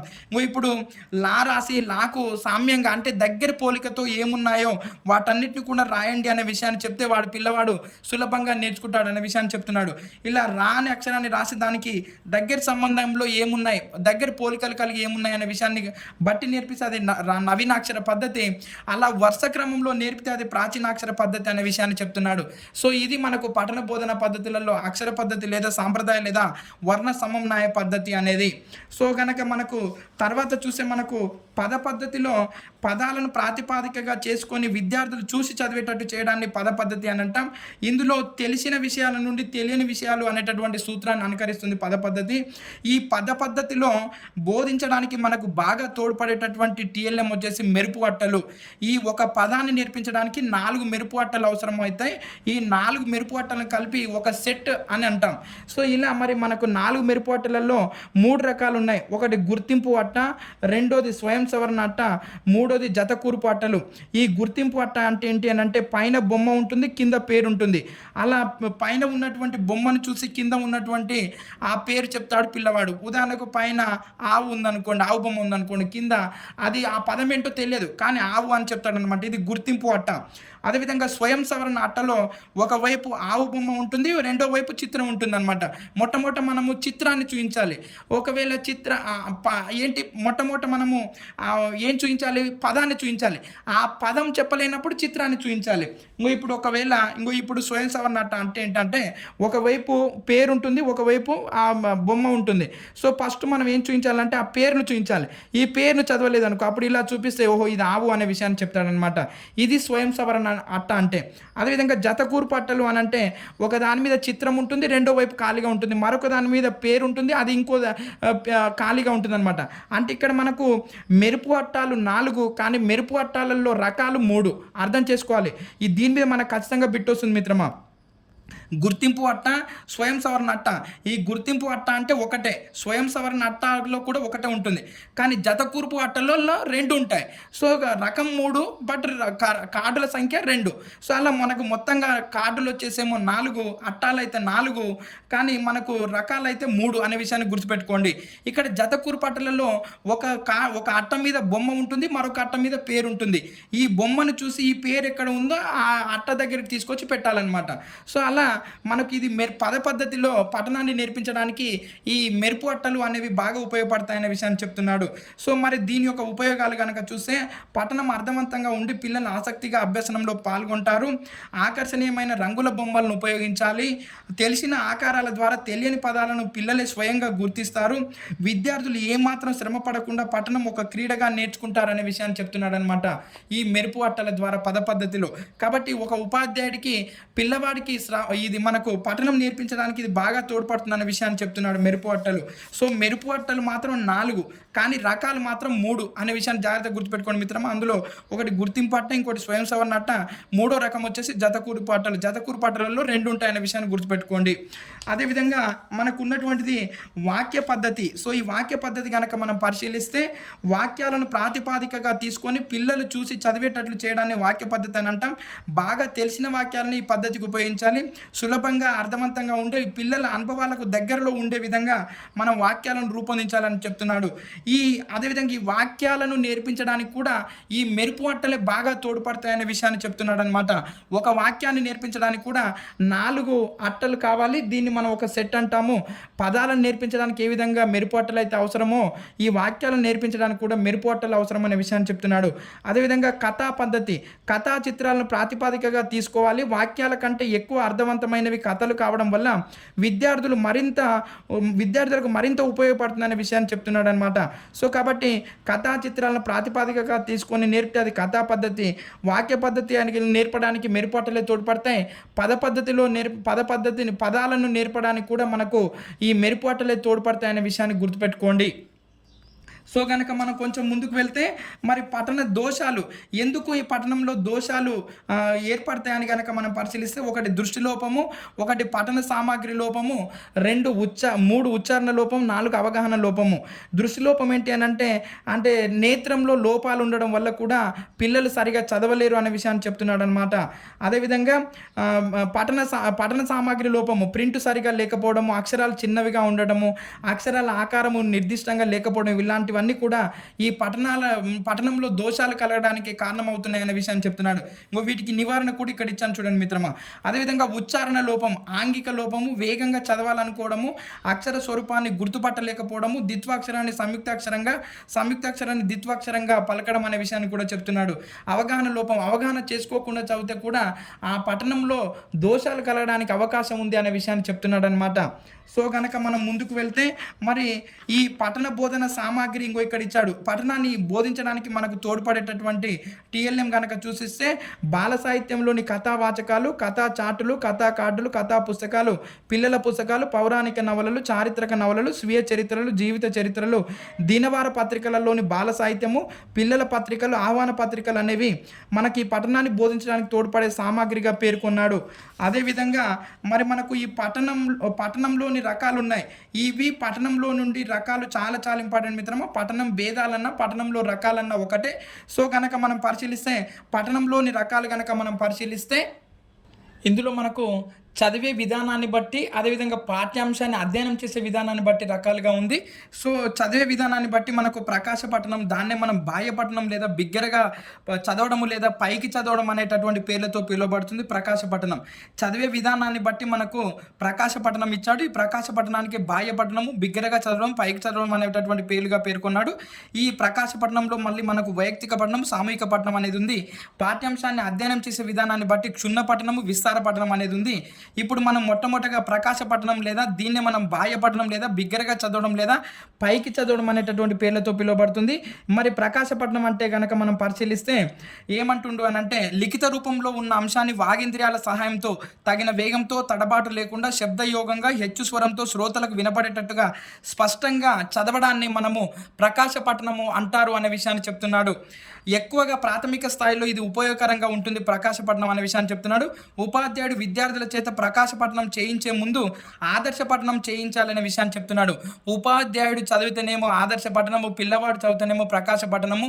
ఒక పిల్లవాడి చేత ప్రకాశ పఠనం చేయించాలి అనుకుంటే ఒక ఉపాధ్యాయుడు ఆయన మొట్టమొదట ఖచ్చితంగా ఆదర్శ పఠనం చేసిన తర్వాతనే పిల్లవాడి చేత ప్రకాశ పఠనం చేయించాలనే విషయాన్ని చెప్తున్నాడు. మరి ఇందులో మనకు 2 రకాలుగా ఉంది, వైయక్తిక పఠనము, సామూహిక పఠనము. ఒక్కొక్క విద్యార్థి చేత చదివిస్తేనేమో అది వైయక్తిక పఠనము, అదేవిధంగా అందరి చేత చదివిస్తే అది సామూహిక పఠనము. మ్యాక్సిమం ఏమంటున్నాడు అని అంటే, విద్యార్థుల పఠన దోషాలు సరిదిద్దడానికి వైయక్తిక పఠనమే ఉత్తమమైనది అనే విషయాన్ని చెప్తున్నాడు. ఎందుకంటే ఇక్కడ సామూహిక పఠనం చేపిస్తే ఆ గుంపులో గోవింతలాగా అందరూ ఒకేసారి మొత్తుకుంటారు. అప్పుడు ఎవరు తప్పు చదివాడు, ఎవరు రైట్ చదివాడో కూడా తెలియదు. సో కానీ వైయక్తిక పఠనం ద్వారా మాత్రము పిల్లలు చదివేటప్పుడు జరిగేటటువంటి దోషాలను మనం ఖచ్చితంగా సవరించడానికి ఉత్తమమైనటువంటి పద్ధతి వైయక్తిక పద్ధతి అనే విషయాన్ని చెప్తున్నాడు అనమాట. ఇది మనకు ప్రకాశ పఠనంలోని వైయక్తిక, సామూహిక. అదేవిధంగా మరి పాఠ్యాంశాన్ని అధ్యయనం చేయడానికి ఇందులో మనకి ఇంకోటి చూపు మేర, అది పలుకు మేర అనే విషయాలు ఇచ్చాడు మిత్రమా. సో మనకు చూపు మేరనే దీన్ని నయనమితి అని అంటాం. ఒక్క చూపులో ఎంతవరకు చూడగలుగుతాడో అది అతని చూపు మేర లేదా నయనమితి అని అంటాం. ఒక చూపులో ఎన్ని అక్షరాలు అయితే చూడగలుగుతామో అది దాన్ని చూపు మేర అని అంటాం. పలుకు మేర దీన్ని మనం వాజ్మితి అని అంటాం. ఒక గుక్కలో ఒక్కసారి అర్థవంతంగా పలకగలిగేటటువంటి పద సముదాయాన్ని మనము పలుకుమేర లేదా వాజ్మితి అని అంటాం. ఒక చూపులో ఎన్ని అక్షరాలు అయితే చూసామో దాన్ని చూపు మేర లేదా నయనమితి అని, ఒక గుక్కలో ఎన్ని పదాలను అర్థవంతంగా మనం పలకగలుగుతామో ఆ పద సముదాయాన్ని మనం పలుకుమేర లేదా వాజ్మితి అని అంటాము. అదేవిధంగా చూపు మేర పలుకు మేర అంతరము, దీన్నే మనం వాగ్ననయ నమితి అని అంటాం. అదేవిధంగా చూపు మేర పలుకు మేర అంతరము లేదా వాంగ్నయనమితి అని అంటాం. మరి వాంగ్నయనమితి అంటే ఏంటి అనగా మనం పరిశీలిస్తే ఒకే సమయంలో చూస్తున్న శబ్దస్థానానికి పలుకుతున్న శబ్దస్థానానికి మధ్య ఉన్న అంతరాన్ని చూపు మేర పలుకు మేర అంతరము లేదా వాంగ్నయనమితి అని అంటాం. అంటే ఒకే సమయంలో చూస్తున్న శబ్దస్థానానికి పలుకుతున్న శబ్దస్థానానికి మధ్య ఉన్నటువంటి అంతరాన్ని ఈ చూపు మేర పలుకు మేర అంతరము లేదా వాంగ్నయనమితి అని అంటాం. సో మరి తర్వాత మనకు పురోగమన వాంగ్నయనమితి అని అంటే ఏంటి అని అంటే పలుకుతున్న శబ్దం కంటే చూస్తున్న శబ్దస్థానం ముందున్నప్పుడు దాన్ని పురోగమన వాంగ్నయనమితి అని అంటాం. పలుకుతున్న శబ్దం కంటే చూస్తున్న శబ్దస్థానం ముందున్నప్పుడు దాన్ని పురోగమన వాంగ్నయనమితి అని అంటాం. విద్యార్థులలో పురోగమన వాంగ్నయనమితి ఏర్పడేలా ఉపాధ్యాయుడు పఠనాభ్యాసం చేయించాలనే విషయాన్ని చెప్తున్నాడు. పలుకుతున్న శబ్దం కంటే చూస్తున్న శబ్దస్థానం ముందున్నప్పుడు, అంటే మనము పలకడానికంటే చూస్తున్నదే ముందుంటే మనం తొందరగా బయటికి చెప్పడానికి అవకాశం ఉంటుంది. కాబట్టి దాన్ని మనం పురోగమన వాంగ్నయనమితి అని అంటాం. విద్యార్థుల్లో పురోగమన వాంగ్నయనమితి ఏర్పడేలా ఉపాధ్యాయుడు పఠనాభ్యాసం చేయించాలనే విషయాన్ని చెప్తున్నాడు అనమాట. అదేవిధంగా చక్కని పఠిత అంటే ఏంటంటే కంఠాన్ని అదుపులో ఉంచుకొని స్వరాన్ని లయను అనుసరించి ఉదాత్తానువాద స్వరభేదాలను పాటిస్తూ శ్రవణ సుఖంగా హృదయ గమ్యంగా పఠిస్తే దాన్ని మనము చక్కని పఠిత అనేటటువంటి పేరుతో పిలుస్తామనే విషయాన్ని చెప్తున్నాడు అనమాట. ఒకసారి కనుక చూస్తే చూపు మేర లేదా నయనమితి అని అంటే ఒక్క చూపులో ఎంతవరకు చూడగలుగుతామో దాన్ని చూపు మేర అని, ఒక గుక్కలో ఒక్కసారి అర్థవంతంగా పలకగలిగే పద సముదాయాన్ని పలుకు మేర లేదా వాజ్మితి అని, చూపు మేర లేదా పలుకు మేర అంతరము లేదా వాంగ్ నయనమితి అని అంటే ఏంటి అంటే ఒకే సమయంలో చూస్తున్న శబ్దస్థానానికి పలుకుతున్న శబ్దస్థానానికి మధ్య ఉండే అంతరాన్ని చూపు మేర పలుకు మేర అంతరం అని, పురోగమన వాంగ్నయనమితి అని అంటే పలుకుతున్న శబ్దం కంటే చూస్తున్న శబ్దస్థానం ముందుంటే దాన్ని పురోగమన వాంగ్నయనమితి అని అంటాము. చక్కని పఠిత అంటే చాలా బాగా చదివేటటువంటి లక్షణాన్ని చక్కని పఠిత అనేటటువంటి పేరుతో పిలుస్తామనే విషయాన్ని చెప్తున్నాడు. అదేవిధంగా మనం కొంచెం ముందుకు వెళ్తే ప్రకాశపట్నం యొక్క ప్రయోజనాలు కనుక చూస్తే పిల్లల ఉచ్చారణ దోషాలు, శబ్ద దోషాలు, విషయ దోషాలు సవరించవచ్చు, చదివే అంశం మీదనే మనసును లగ్నం చేయవచ్చు అనే విషయాన్ని చెప్తున్నాడు. ప్రకాశపట్నం వలన వాగింద్రియాలకు మనకు శ్రమ కలిగి మనకు ఇబ్బంది అవుతుందన్న విషయాన్ని చెప్తున్నాడు. పక్క వారికి అసౌకర్యం కలుగుతుంది, తక్కువ కాలంలో ఎక్కువ విషయాన్ని చదవలేరు ప్రకాశపట్నం వల్ల అనే విషయాన్ని చెప్తున్నాడు. ఇది ప్రకాశపట్నం యొక్క లోపాలు. అదేవిధంగా ప్రకాశపట్నం ప్రయోజనాలు ఏంటి అని అంటే పిల్లలలో పలుకుతున్నటువంటి ఉచ్చారణ, శబ్ద దోషాలు, విషయ దోషాలు సవరించవచ్చు. ప్రకాశపట్నం వల్ల వాగింద్రియాలకు శ్రమ కలిగి పక్క వారికి అసౌకర్యం కలుగుతుందనే విషయాన్ని చెప్తున్నాడు అనమాట. తొందరగా అలసిపోతారు బాగా బయటికి చదవడం వల్ల. అదేవిధంగా మరి పాఠ్యాంశాన్ని అధ్యయనం చేసే విధానాన్ని బట్టి మనకు రెండు రకాలుగా ఇచ్చాడు, క్షుణ్ణ పఠనము, విస్తార పఠనము. దీన్నే మనం ఏమంటామనంటే ఈ విస్తార పఠనాన్ని విస్తృత లేదా విస్తరణ అధ్యయనం అని కూడా అంటాం. మనకి క్షుణ్ణ పఠనాన్ని కనుక పరిశీలిస్తే వాచకాలలోని విషయాల్ని అమూలాగ్రంగా చదవడం, అవగాహన చేసుకోవడము, అంటే మొత్తంగా ఏమీ లేకుండా పూర్తిగా అవగాహన చేసుకుంటే దాన్ని మనము క్షుణ్ణ పఠనం అని అంటాం. బేకన్ ఏమంటున్నానంటే కొన్ని పుస్తకాలను రుచి చూడాలి, కొన్ని పుస్తకాలను మింగివేసే విధంగా చదవాలి, కొన్ని పుస్తకాలను నమిలి జీర్ణం చేసుకోవాలి అనే విషయాన్ని చెప్తున్నాడు. సో అలా నమిలి జీర్ణం చేసుకోగలిగిన పఠనమే ఈ క్షుణ్ణ పఠనం అనే విషయాన్ని చెప్తున్నాడు అనమాట. సో మరి పాఠ్యపుస్తకము వాచకాన్ని క్షుణ్ణ పఠనం చేయాలనే విషయాన్ని చెప్తున్నాడు. పాఠ్యపుస్తకము లేదా వాచకాన్ని క్షుణ్ణపఠనం చేస్తేనే మనకు విషయం మీద బాగా అవగాహన కలుగుతుందనే విషయాన్ని చెప్తున్నాడు. సాహిత్యాంశాలను, భాషాంశాలను, విషయాంశాలను పూర్తిగా క్షుణ్ణపఠనం చేయాలనే విషయాన్ని చెప్తున్నాడు. దీనివల్ల ప్రయోజనాలు ప్రతి శబ్దం యొక్క అర్థము, ప్రయోగం ఎప్పుడు ప్రయోగించాలి, ఎలా ప్రయోగించాలనే విషయాన్ని తెలుసుకోవచ్చు. వాచకాంశ విషయము సంపూర్ణ అవగాహన ఏర్పడుతుంది. రచయిత భావాల్ని సంపూర్ణంగా అవగాహన చేసుకోవచ్చు. రసము, ఛందస్సు, అలంకారాలు, పాకాన్ని గ్రహించి మనం ఆనందాన్ని పొందవచ్చు అనే విషయాన్ని చెప్తున్నాడు. కావ్య సౌందర్యము, భావ సౌందర్యం తెలుసుకోవచ్చు. పదాల అర్థాన్ని, అంతరార్థాన్ని పై తెలుసుకోవచ్చు. సాహిత్యంపై పట్టు సాధించడానికి మనకు క్షుణ్ణపఠనం అనేది తోడ్పడుతుందనే విషయాన్ని చెప్తున్నాడు. ఇది మనకు క్షుణ్ణపఠనం. తర్వాత విస్తార లేదా విస్తృత లేదా విస్తరణ అధ్యయనం అని అంటారు. ఇందులో శబ్దార్థాలను గ్రహిస్తూ చదవడాన్ని మనము విస్తార పఠనం అని అంటాం. దీనికి ఉపవాచకాలు, వాచకేతర పుస్తకాలు అంటే వాచకాలు కాకుండా మిగిలినటువంటి పుస్తకాలన్నీ కూడా ఈ విస్తార పఠనానికి తోడ్పడతాయనే విషయాన్ని చెప్తున్నాడు. విషయ జ్ఞానాన్ని పెంచుకోవడానికి, అనంత సాహిత్య పరిచయానికి, విస్తార పఠనం చేయడానికి గ్రంథాలయాలు తోడ్పడతాయనే విషయాన్ని చెప్తున్నాడు. చెప్తున్నాడు.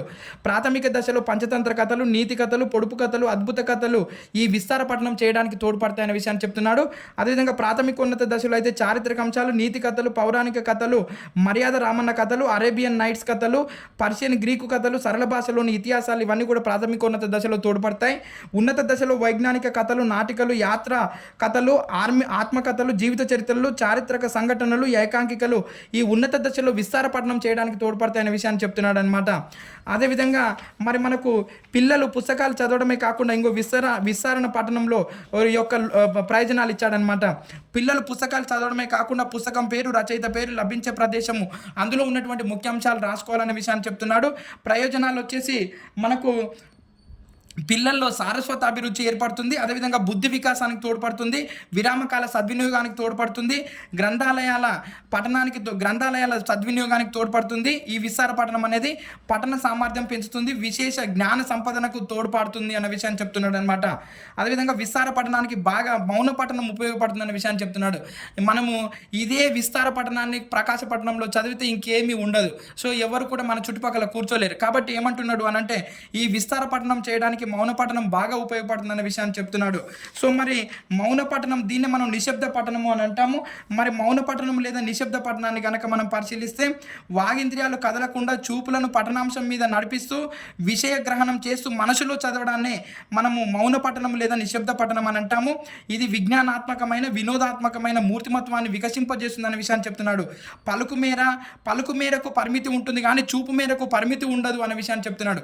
ఈ పాయింట్ జాగ్రత్తగా గుర్తుపెట్టుకోండి మిత్రమా. పలుకు మేరకు అంటే మనము ఒక గుక్కలో కొన్ని పదాలను పలకగలుగుతాం, కానీ చూడటంలో ఎన్నో పదాలను ఒకేసారి చూడవచ్చు అనే విషయాన్ని చెప్తున్నాడు. కాబట్టి పలుకు మేరకు పరిమితి ఉంటుంది కానీ చూపు మేరకు పరిమితి ఉండదు.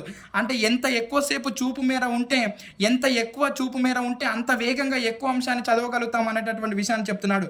మౌన పఠనంలో విద్యార్థులలో మౌన పఠనాన్ని 1వ తరగతి నుంచే ప్రారంభించవచ్చునని కొందరంటే మరికొందరు మాత్రం విభేదిస్తున్నారనే విషయాన్ని చెప్తున్నాడు. 2వ తరగతిలో మాత్రము క్రీడా పద్ధతిలో మౌన పఠనాన్ని మనము చేయించవచ్చు పిల్లల చేత అనే విషయాన్ని చెప్తున్నాడు. అట్టల మీద నిలబడండి, కూర్చోండి, రాయండి, చదవండి, నిశ్శబ్దంగా ఉండండి, పుస్తకాలు తెరవండి అనేటటువంటి విషయాలను రాసి చూపిస్తే పిల్లలు దాంట్లోకి అనుగుణంగా అభినయిస్తారు అనే విషయాన్ని చెప్తున్నాడు అనమాట. 4వ తరగతి 5వ తరగతిలో చిన్న పేరాలను, చిట్టి కథలను మౌనంగా చదవమని చెప్పాలి పిల్లలు. మొత్తంగా విశేషమైనటువంటి జ్ఞానాన్ని సాధించడానికి మనకు ఈ మౌన పఠనం అనేది తోడ్పడుతుంది. కాబట్టి పిల్లలకు ఈ మౌన పఠనాన్ని బాగా పరిచయం చేయాలనే విషయాన్ని చెప్తున్నాడు. అదేవిధంగా ప్రాథమికోన్నత స్థాయిలో అయితే మౌన పఠనానికి ఎక్కువ ప్రాధాన్యం ఇవ్వాలి. గ్రంథాలయ పుస్తకాలు, వివిధ పుస్తకాలు, పత్రికలు, బాలల పుస్తకాలు చదవడానికి పిల్లలకు అవకాశం కల్పించాలనే విషయాన్ని చెప్తున్నాడు. ఉన్నత దశలో గ్రంథాలయాన్ని, పఠనాలయాన్ని విద్యార్థులు ఎక్కువగా ఉపయోగించుకునేటట్టు మనం సహకరించాలనే విషయాన్ని చెప్తున్నాడు. మరి మౌన పఠనం యొక్క ప్రయోజనాలు కనుక పరిశీలిస్తే వాగింద్రియాలకు అలసట ఉండదు, నయనేంద్రియం మరియు మనసుల సమన్వయం ఉంటుంది, చూపు మేర పెరుగుతుంది, పఠన వేగం పెరుగుతుంది, గ్రంథాలయాలు, పఠనాలయాలకు అనుకూలంగా ఉంటుంది. ఈ మౌన పఠనం అనేది విస్తృతమైన జ్ఞానాన్ని సంపాదించవచ్చు మౌన పఠనం వలన. మరి ఈ మౌన పఠనం వలన లోపాలు కనుక మనం పరిశీలిస్తే ఉచ్చారణ, శబ్ద, విషయ దోషాలను తెలుసుకోలేము. అంటే పిల్లలు మనసులోనే చదువుకుంటారు కాబట్టి వాడు ఆ పదాన్ని ఎలా పలుకుతున్నాడు అనే విషయాన్ని మనం తెలుసుకోలేము. అదేవిధంగా పైకి చదువుతున్నప్పుడు పొందే ఆనందాన్ని మౌన పఠనం చేస్తున్నప్పుడు పొందలేము. మనసు వేరే ఆలోచనలకు మళ్ళీ అవకాశం ఉంటుంది. కళ్ళు ఇక్కడ ఉంటాయి కానీ ఎక్కడో ఆలోచన వెళ్ళిపోతుంది. కాబట్టి మౌన పఠనం వల్ల లోపాలు ఇవి పేర్కొన్నాడు. శ్రోతకు వినిపించే అవకాశం ఉండదు, పక్కన ఉన్నటువంటి వ్యక్తికి వినిపించే అవకాశం ఉండదు. ఏం చదువుతున్నాడు, ఎలా అవగాహన చేసుకున్నాడు అనే విషయాన్ని మనం అర్థం చేసుకోలేము అనే విషయాన్ని చెప్తున్నాడు. అదేవిధంగా మనం ముందుకు వెళ్తే మరి 4వ సోపానం వచ్చేసి, 4వ నైపుణ్యం వచ్చేసి లేఖనం ఉంది. ఈ లేఖనాన్ని కనుక మనం పరిశీలిస్తే లిపి రూపాలను రాయడాన్ని లేఖనం అని అంటాము. శ్రవణ, భాషణ, పఠన నైపుణ్యాల కన్నా అత్యంత క్లిష్టమైనది లేఖనం. శబ్దధ్వనులకు సంకేతాలను సూచించడమే లేఖనం అనే విషయాన్ని చెప్తున్నాడు. భాషణంలో ఉచ్చరించబడిన భాష ధ్వనులు కర్ణగోచరాలు అయితే నయనగోచరం చేయడానికి, ఆ కర్ణగోచరాలను నయనగోచరం చేయడానికి ఉపకరించేదే లేఖనం అనే విషయాన్ని చెప్తున్నాడు. అంటే భాషా ధ్వనులకు, మన పలికేటటువంటి మాటలకు అక్షర రూపాన్ని ఇచ్చేదే మనకు లేఖనం అనే విషయాన్ని చెప్తున్నాడు. ఈ లేఖనం అనే పదము లింపతి అనే పదం నుండి ఏర్పడింది. లింపతి అనగా వర్ణాలను పూయడము అనే అర్థము. వర్ణము అంటే రంగు. భాషాపరంగా మాత్రము అక్షరాలను వర్ణాలు అని అంటారు అనే విషయాన్ని చెప్తున్నాడు. ఈ లేఖనం అనే పదము లింపతి అనే పదం నుండి ఏర్పడింది. లింపతి అని అంటే వర్ణాలను పూయడం అని అర్థము. వర్ణం అంటే రంగు. భాషాపరంగా మాత్రం వర్ణము అని అంటే అక్షరము అనే విషయాన్ని గుర్తుపెట్టుకోండి. అలా శ్రవణము భాషణము ధ్వని ఆధారంగా ఉంటాయి, పఠనము లేఖనం మాత్రము లిపి ఆధారంగా ఉంటాయి అనే విషయాన్ని చెప్తున్నాడు. ఇంకో శ్రవణము మనము వినాలన్నా అదేవిధంగా మాట్లాడాలన్నా కూడా ఇవి ధ్వని ఆధారంగా ఉంటాయి. ఈ పఠనము లేఖనం అనేవి మాత్రము లిపి ఆధారంగా ఉంటాయనే విషయాన్ని చెప్తున్నాడు అనమాట. మనము చదవాలన్నా రాయాలన్నా మనకు లిపి రూపంలోనే ఉంటేనే చదవగలుగుతాం. రాయాలంటే ఖచ్చితంగా మనం అక్షరాలను బయటికి రాయాలి, పేపర్ మీద రాయాలి. సో అలా పఠనం లేఖనం అనేవి లిపి ఆధారంగా ఉంటాయనే విషయాన్ని చెప్తున్నాడు. వాగ్రూపమైన భాషకు ఒక స్థిర రూపం కల్పించేదే లేఖనము. అంటే మాటల రూపంలో ఉన్నటువంటి భాషకు ఒక స్థిరమైన రూపాన్ని కల్పించేది లేఖనం అని చెప్తున్నాడు. మనోవిజ్ఞాన శాస్త్రం ప్రకారం మొదట పఠనాన్ని నేర్పి తర్వాత లేఖనాన్ని నేర్పించాలనే విషయాన్ని చెప్తున్నాడు. దీనికి భిన్నంగా ఇప్పుడు మనకు ఒక పిల్లవాడు పాఠశాలలోకి రాగానే ఫస్ట్ ఆ పలక మీద ఆలు పెట్టించి దిద్దు అని చెప్తున్నారు. సో ఇది అది అక్షరాల విరుద్ధం అనే విషయాన్ని చెప్తున్నాడు. కాబట్టి ఏమంటున్నాడు అంటే పిల్లలకు మొట్టమొదట పఠనాన్ని నేర్పిన తర్వాత లేఖనాన్ని నేర్పాలి. కానీ ఇప్పుడు అన్ని భాష నైపుణ్యాలలో అన్నిటికంటే చివరిదైనటువంటి లేఖన నైపుణ్యాన్ని మొట్టమొదట నేర్పిస్తున్నారు స్కూళ్ళల్లో. అందుకని పిల్లలు పాఠశాలకు వెళ్ళము అని మారం చేస్తున్నారనే విషయాన్ని కూడా మనకు టెక్స్ట్ బుక్లో క్లియర్ కట్గా చెప్పాడు.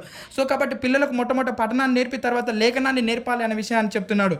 అదేవిధంగా మరి లేఖన నైపుణ్యం యొక్క లక్షణాలు కనుక మనం పరిశీలిస్తే ప్రాథమిక ఉన్నత స్థాయిలో కనుక పరిశీలిస్తే ప్రాథమిక స్థాయిలో స్పష్టంగా రాయడము, లిపి దోషాలు లేకుండా రాయడము, అక్షరాలు పదాలు మధ్య సమదూరం పాటిస్తూ రాయడము, సముచిత వేగంతో రాయడం అనేది ప్రాథమిక స్థాయిలో రావాలి. ఉన్నత స్థాయిలో అయితే సమతను పాటించి రాయడము, విరామ చిహ్నాలు పాటిస్తూ రాయడము, పేరాలుగా రాయడము, అందంగా రాయడం అనేది ఉన్నత స్థాయిలో ఉంటుంది. ఉన్నత స్థాయిలో కనుక పరిశీలిస్తే సందర్భానుగుణంగా రాయడము, ప్రక్రియకు అనుగుణంగా రాయడము, జాతీయాల సామెతలను ఉపయోగించి రాయడము, సృజనాత్మకంగా రాయడము, విమర్శనాత్మకంగా రాయడము, భావానుగుణమైన భాషలో రాయడం అనేది ఈ ఉన్నత స్థాయిలో ఉంటుందనే విషయాన్ని చెప్తున్నాడు. అదేవిధంగా మరి మనం కొంచెం ముందుకు వెళ్తే ఈ లేఖనము యొక్క మంచి రాత యొక్క లక్షణాలు కనుక మనం పరిశీలిస్తే ఇది ఆల్రెడీ నేను ఒక షార్ట్లో ఇచ్చాను మిత్రమా. సో ఇక్కడ కూడా వాటిని కనుక మనకి ఇచ్చాడు. మంచి దస్తూరి అన్న రాత అన్న ఒకటే. మరి దాని లక్షణాలు కనుక మనం పరిశీలిస్తే స్పష్టత, సమత, సౌష్ఠవము, రీతి, వేగము, భంగిమ, వర్ణాక్రమ, దోషరాహిత్యము, విరామ చిహ్నాలు పాటిస్తూ రాయడం అనేది మంచి రాతకు ఉండవలసినటువంటి లక్షణాలుగా పేర్కొంటున్నాడు. స్పష్టత, సమత, సౌష్ఠవము, రీతి, వేగము, భంగిమ, వర్ణాక్రమ, దోషరాహిత్యము, విరామ చిహ్నాలు పాటిస్తూ రాస్తే అది ఆ రాతకు మంచి లక్షణాలు ఉన్నాయిగా పేర్కొంటామనే విషయాన్ని చెప్తున్నాడు. అదేవిధంగా మరి మనకు లేఖనంలో రకాలు ఉన్నాయి మిత్రమా. అందులో మొట్టమొదటి ఏంటి అంటే దృష్ట లేఖనము. దీన్ని చూచి రాత లేదా నమూనా రాత లేదా కాపీ రాత లేదా కరడాలు అనే పేరుతోటి పిలుస్తామనే విషయాన్ని చెప్తున్నాడు. సో దృష్ట లేఖనం అనంటే ఇది మనకు ఖచ్చితంగా చాలా ఇంపార్టెంట్ మిత్రమా. ఈ నుంచి మనకు ఖచ్చితంగా బిట్ అడుగుతూ ఉన్నాడు. సో దీన్ని కనుక మనం పరిశీలిస్తే దీన్ని మనము ఇక్కడ ఉపాధ్యాయుడు రాసేటటువంటి వాక్యాన్ని మనం ఏమంటామనంటే ఆదర్శ లేదా నమూనా వాక్యం లేదా మాదిరి రాత అని అంటాం. ఈ కరడాలో పై వాక్యంలో ఈ గీతలలో రాసేటటువంటి ఉపాధ్యాయుడు రాసేటటువంటి ఆ గీతను దాన్ని ఏమంటామంటే ఆదర్శ లేదా నమూనా వాక్యం లేదా మాదిరి రాత అని అంటాం. ఇంకో మనము ఏం ఇది మనం ఇక్కడ జాతీయాలు తీసుకున్నాం, కాకి బలగము, కంట్లో ఒత్తులేసుకోవడం. మరి ఈ ఆదర్శ వాక్యాన్ని రాసేటప్పుడు ఉపాధ్యాయుడు ఎలాంటి జాగ్రత్తలు తీసుకోవాలి కనుక పరిశీలిస్తే ఈ ఆదర్శ వాక్యం రాసేటప్పుడు ఉపాధ్యాయుడు ఎలాంటి జాగ్రత్తలు తీసుకోవాలి కనుక పరిశీలిస్తే అక్షరాల యొక్క పైభాగము గీతకు పైన కింది భాగము గీతకు కింద ఉండాలి అనే విషయాన్ని చెప్తున్నాడు. ఇక్కడ చూడండి, ఏదైనా ఇప్పుడు కంట్లో అంటే లావత్ అనేది గీతకు కింద ఉండాలి, ఇది పైన ఉన్నటువంటి తలకట్ట అనేది పైన ఉండాలి అనే విషయాన్ని చెప్తున్నాడు అనమాట. అలా మనకు ఈ ఆదర్శ వాక్యాన్ని రాసేటప్పుడు ఈ జాగ్రత్తలు చెప్పాడు. అదేవిధంగా 2-3 తరగతుల వరకు జంట పక్తులలో రాయించి 4-5 తరగతులలో ఒకే గీత మీద రాయించాలి. అదేవిధంగా యూపీఎస్ హై స్కూల్ స్థాయిలలో అయితే గీతలు లేని తెల్ల కాగితం మీదనే రాయించాలనే విషయాన్ని చెప్తున్నాడు. మరి ఈ తెలుగు కరడాను ఎలా రాయించాలి అనగా పరిశీలిస్తే కింది నుండి పైకి రాయించాలి అనే విషయాన్ని గుర్తుపెట్టుకోండి మిత్రమా. ఈ దృశ్యలేఖనం ఈ తెలుగు కరడాను ఎలా రాయించాలి అని అంటున్నాడంటే కింది నుంచి పైకి రాయించాలి. ఎందుకు కింది నుంచి పైకి రాయించాలి అని అంటే ఫర్ ఎగ్జాంపుల్ ఈడ కాకి బలగం అనే దాన్ని ఈడ 2వ వాక్యం రాశాడు పిల్లవాడు. ఈడ తప్పు రాస్తే అదే దానిని పిల్లవాడు చూసుకుంటూ కింది దాకా అదే తప్పు చేస్తాడు. కాబట్టి కింది నుంచి పైకి రాస్తూ వెళ్తే ఈ పైన ఉన్నదే ప్రతిసారి చూసి రాయవలసి వస్తుంది. కాబట్టి ఈ దృష్టలేఖనం రాసేటప్పుడు కింది నుంచి పైకి రాయాలి అనే విషయాన్ని చెప్తున్నాడు. చాలా చాలా ఇంపార్టెంట్ మిత్రమా. మనకి ఈ దృష్టలేఖనాన్ని ఎలా రాయాలి, ఎన్ని వాక్యాలలో ఉండాలనే విషయాన్ని చాలా జాగ్రత్తగా గుర్తుపెట్టుకోండి. అదేవిధంగా ఈ దృశ్యలేఖనం రాయించేటప్పుడు ఈ నోట్స్ బుక్లో 3 నుంచి 4 పంక్తులలో రాయించడమే మంచిదనే విషయాన్ని చెప్తున్నాడు. ఇంకో ఇక్కడ నేను ఎన్ని తీసుకున్నాను చూడండి, 1, 2, 3, 4 ఆదర్శ వాక్యం కాకుండా 3 నుంచి 4 పంక్తులలో రాయించడమే మంచిదనే విషయాన్ని చెప్తున్నాడు. ఎందుకంటే ఎక్కువగా ఉంటే పిల్లవాడు విసుగు చెంది ఆ రాత పట్ల విసుగు చెందుతాడు అనే విషయాన్ని చెప్తున్నాడు అనమాట. కాబట్టి 3 నుంచి 4 వాక్యాలు 4 పంక్తులలోనే రాయించడం మంచిది. అదేవిధంగా కింది నుంచి పైకి రాయాలి. ఈ ఉపాధ్యాయుడు రాసినటువంటి వాక్యాన్ని ఆదర్శ వాక్యం లేదా నమూనా వాక్యం లేదా మాదిరి రాత అంటారు.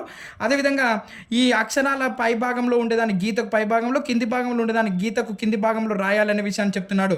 అదేవిధంగా 2-3 తరగతుల వరకు అయితేనేమో జంట పంక్తులలో రాయించి 4-5 తరగతులలో మాత్రం ఒకే గీత మీద రాయించాలి పిల్లల చేత.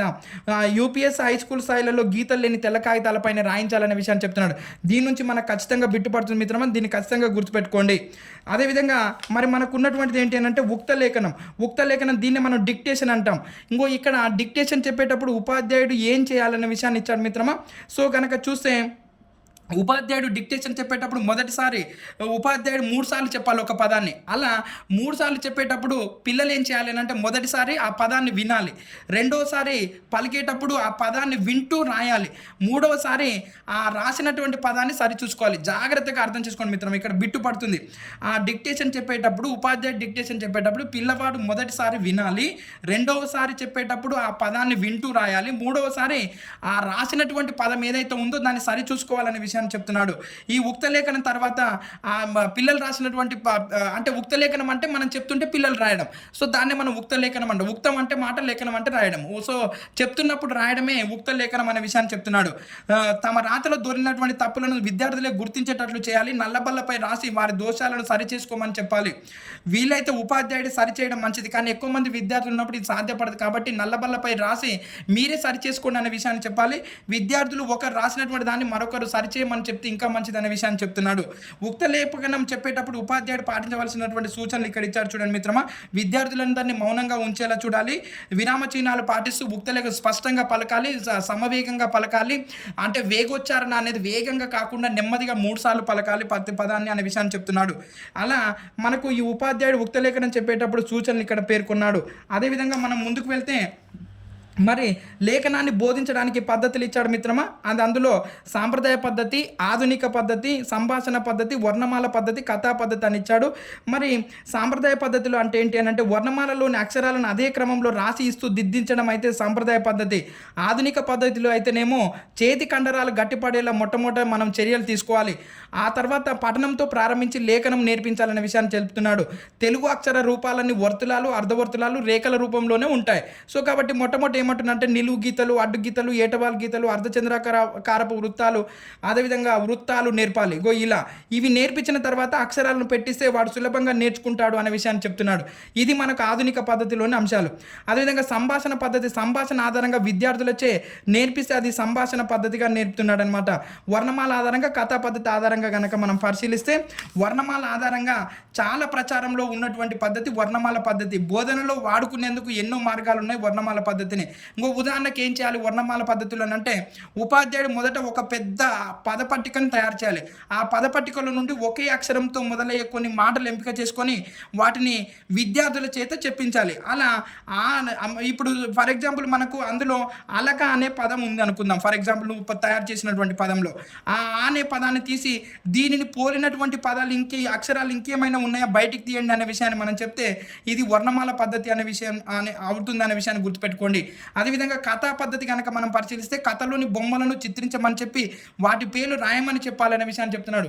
మనము ఆవు పులి కథ చెప్పి ఆవు, పులి, అదేవిధంగా గొర్రె ఇలాంటివన్నీ పదాలు మనం చెప్తుంటే వాళ్ళు గుర్తుకు తెచ్చుకొని రాసేటటువంటి పద్ధతి కథా పద్ధతి అనే విషయాన్ని చెప్తున్నాడు. మరి ఈ రాత దోషాలు కూడా ఇచ్చాడు మిత్రమా, లేఖన దోషాలు కూడా ఇచ్చాడు. వర్ణాక్రమ దోషము, అల్పప్రాణం మహాప్రాణము, మహాప్రాణానికి అల్పప్రాణము, ఒక అక్షరానికి బదులుగా మరొకటి రాయడము, పద దోషాలు, భావ దోషాలు, విరామ చిహ్నాలు లేకుండా రాయడం, ఇవన్నీ కూడా మనకు రాత దోషాలు, లేఖన దోషాలు ఇచ్చాడు. మరి దీనికి గల కారణాలు కూడా ఇక్కడ మనకు ఇచ్చాడు చూడండి. భాషణ పఠన దోషాలు, అక్షర రూపాలపై సరైన అవగాహన లేకపోవడం, ఉపాధ్యాయుడు ఉచ్చారణ దోషాలు, శీఘ్రంగా రాయాలని అంటే తొందరగా రాయాలనేటటువంటి ఆతృత, అదేవిధంగా సరిగ్గా వినకపోవడము, వ్యాకరణ పరిజ్ఞానము, రాసిన దాన్ని సరిచూసుకోకపోవడం వంటి కారణాల వల్ల మనకి రాత దోషాలు కలుగుతున్నాయనే విషయాన్ని చెప్తున్నాడు. అదేవిధంగా మరి నివారణ చర్యలు ఏంటి, ఎలా నివారించాలి, లేఖన నైపుణ్యంలోని దోషాలను ఎలా నివారించాలి అనగా పరిశీలిస్తే ఉపాధ్యాయుడి యొక్క ఉచ్చారణ స్పష్టంగా ఉండాలి, దృశ్య లేఖనం, ముక్త లేఖనము అభ్యసనం బాగా చేయించాలి, బాగా రాయించాలనే విషయాన్ని చెప్తున్నాడు. విద్యార్థులు అవధానంతో రాసేలా చూడాలి, రాసేటప్పుడు తొందరపాటు పనికిరాదని జాగ్రత్తగా రాయాలని చెప్పాలి. అదేవిధంగా రేడియో టెలివిజన్లలోని వార్తలను రాసుకొని రమ్మని చెప్పాలి పిల్లలకు. అదేవిధంగా చాలామంది విద్యార్థులను తరగతిలో ఉపాధ్యాయుడు తనతో పాటు తరగతి గదిలో సమర్థులైన విద్యార్థులతో రాత దోషాలు సవరించమని పిల్లలకు చెప్పాలనే విషయాన్ని చెప్తున్నాడు. మరి మనకు ఈ పిల్లలు రాసినటువంటి ఆ లేఖన దోషాలను గుర్తించడానికి, సవరించడానికి కొన్ని సంకేతాలు ఇచ్చాడు మిత్రమా. ఆ సంకేతం ఏం తెలియజేస్తున్న విషయాన్ని కూడా మనకు వివరణ ఇచ్చాడు. చాలా చాలా ఇంపార్టెంట్. సో ఇలా ఇంటూ మార్కు కనుక పెడితే అది అనావశ్యకమని, అంటే అది అవసరం లేదు అనే విషయాన్ని, ఇలా మైనస్ లాగా పెడితే అది ఆ మధ్యలో ఇది మర్చిపోయావనే అంశాన్ని తెలియజేస్తుంది. క్వశ్చన్ మార్క్ పెడితే ఇక్కడ ఏముంది, ఇంకా అస్పష్టంగా ఉంది, పూర్తిగా రాయలేదు అనే విషయాన్ని తెలియజేస్తుంది. అదేవిధంగా ఆశ్చర్యార్థకం మిస్ అయిందనే విషయాన్ని తెలియజేస్తుంది. అదేవిధంగా ఇక్కడ మనకు ఈ 2 చిహ్నాలు ఉన్నాయి చూడండి, విషయం అత్యుక్తంగా ఉంది అనే విషయాన్ని తెలియజేస్తుంది. 3 ఆశ్చర్య గుర్తులు ఉంటే మనకు సాధారణంగా ఉంది అనే విషయాన్ని తెలియజేస్తుంది. ఆశ్చర్యార్థకం క్వశ్చన్ మార్క్ ఉంటే ఇది నిజమా అనే విషయాన్ని తెలియజేస్తుంది. వ్యా అంటే వ్యాకరణ దోషము, వా అంటే వాక్య దోషము. ఇవి ఖచ్చితంగా గుర్తుపెట్టుకోవడానికి ప్రయత్నం చేయండి మిత్రం. ఇవి మనల్ని టెక్స్ట్ బుక్లో ఇచ్చాడు, ఖచ్చితంగా ఈ నుంచి బిట్టుపడే అవకాశం ఉంటుంది. అంటే లేఖన దోషాలను సవరించేటప్పుడు ఉపయోగించే గుర్తులలో వాటి ఈ అర్థం ఇది ఉంటే, ఈ గుర్తుంటే అది దేన్ని సూచిస్తుంది అనే విషయాన్ని అడిగే అవకాశం ఉంది. కాబట్టి దీన్ని ఖచ్చితంగా గుర్తుపెట్టుకోండి. వ్యా అంటే వ్యాకరణ దోషం, వా అంటే వాక్య దోషము. అదేవిధంగా మరి మనకు బా అంటే భాష సంబంధ దోషము, పా అంటే పద దోషము, ఆ అంటే అప్రస్తుత అంశాలు ఉన్నాయి, అంటే అవసరం లేని అంశాలు కూడా ఉన్నాయనే విషయాన్ని చెప్తున్నాడు. ఆవి అంటే అక్షర విన్యాస దోషము. అదేవిధంగా చేర అంటే చేతిరాత బాగలేదు అనే విషయాన్ని మనకు లేఖన దోషాలలో ఇచ్చాడు. అదేవిధంగా స్థాయిల వారీగా లేఖన నైపుణ్యాలను అభివృద్ధి చేయడానికి మనకు ప్రాథమిక స్థాయిలో ఇవి, ప్రాథమికోన్నత స్థాయిలో ఇవి, ఉన్నత స్థాయిలో ఇవి నేర్పించాలనే విషయాన్ని చెప్తున్నాడు. అంటే పిల్లలలో మొత్తంగా ప్రాథమిక స్థాయి పూర్తయ్యే నాటికి ఈ అంశాలన్నింటినీ కూడా అచ్చులు, హల్లులు, ఒత్తులు, ద్విత్వాక్షరాలు, సంయుక్తాక్షరాలు చూసి రాసేలా మనము పిల్లల్ని మోటివేట్ చేయాలనే విషయాన్ని చెప్తున్నాడు. ఈ విధంగా మనకు ఇది స్థాయిల వారీగా లేఖన నైపుణ్యాలను అభివృద్ధి చేయడానికి తోడ్పడే అంశాలు చెప్పాడు. అదేవిధంగా మరి భాషా నైపుణ్యాల మధ్య పరస్పర సంబంధాలు కనుక మనం పరిశీలిస్తే భాష 2 రూపాలలో ఉంటుంది. అది గ్రహించడము, వ్యక్తీకరించడం. గ్రహించడానికి మనకు పఠనము, శ్రవణం తోడ్పడగా, వ్యక్తీకరించడానికి భాషణము, లేఖనం తోడ్పడుతుందనే విషయాన్ని చెప్తున్నాడు. శ్రవణం కంటే భాషణం కఠినమైంది, భాషణం కంటే పఠనం కఠినమైంది, పఠనం కంటే లేఖనం కఠినమైంది అనే విషయాన్ని చెప్తున్నాడు అనమాట. సో భాషణానికి మూలం శ్రవణము, శ్రవణానికి మూలం భాషణం. అంటే ఎవరైతే బాగా మాట్లాడగలుగుతారో వాళ్ళు బాగా, ఎవరైతే బాగా వినగలుగుతారో వాళ్ళు బాగా మాట్లాడగలుగుతారు అనే విషయాన్ని చెప్తున్నారు. ఎవరైతే బాగా మాట్లాడగలుగుతారో వాళ్ళు బాగా వింటారు అనే విషయాన్ని చెప్తున్నాడు. కాబట్టి శ్రవణం, భాషణం అనేటటువంటివి 2 పరస్పర ఆధారాలు అనే విషయాన్ని చెప్తున్నాడు.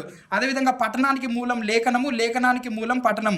అంటే మనం బాగా చదవాలి అని అంటే మనకు లేఖనం వచ్చి ఉండాలి. లేఖనం అంటే మనం ఇంకోటి లేఖనానికి మూలం పఠనం. అలా లేఖనం, పఠనం అనేది 2 కూడా పరస్పర ఆధారాలు అనే విషయాన్ని చెప్తున్నాడు. మంచి శ్రవణం మంచి భాషణానికి, మంచి భాషణం మంచి పఠనానికి, మంచి పఠనం మంచి లేఖనానికి దారి తీస్తుందనే విషయాన్ని చెప్పాడు. ఇవి ఈ మన భాష నైపుణ్యాల మధ్య సంబంధాన్ని మనం ఇలా అర్థం చేసుకోవచ్చు అనే విషయాన్ని చెప్తున్నాడు. శ్రవణం, భాషణం, పఠనం, లేఖనం ఈ 4 కూడా పరస్పర ఆధారంగా ఉంటాయనే విషయాన్ని చెప్తున్నాడు. సో కాబట్టి ఈ మనకు భాషా నైపుణ్యాలలోని రకాలు, ఆ భాషా నైపుణ్యాలను ఎలా గుర్తుపెట్టుకోవాలనే విషయాన్ని ఈ నుంచి మనకు ఖచ్చితంగా బిట్టుపడుతుంది మిత్రమా. వీటిని మనం ఖచ్చితంగా గుర్తుపెట్టుకోవడానికి ప్రయత్నం చేయండి. ఈ వీడియోని పూర్తిగా వినడానికి ప్రయత్నం చేయండి. సో మరి మన వీడియోని ఖచ్చితంగా లైక్ చేయండి, సబ్స్క్రైబ్ చేయండి, షేర్ చేయండి మిత్రమా. మీ మిత్రుడు, మీ శ్రేభిలాషి, మీ పెరుమల్ల శివశంకర్. సో మరి మీ అభిప్రాయాన్ని కూడా కామెంట్ రూపంలో తెలపండి మిత్రమా. ఓకేనా, మంచిది.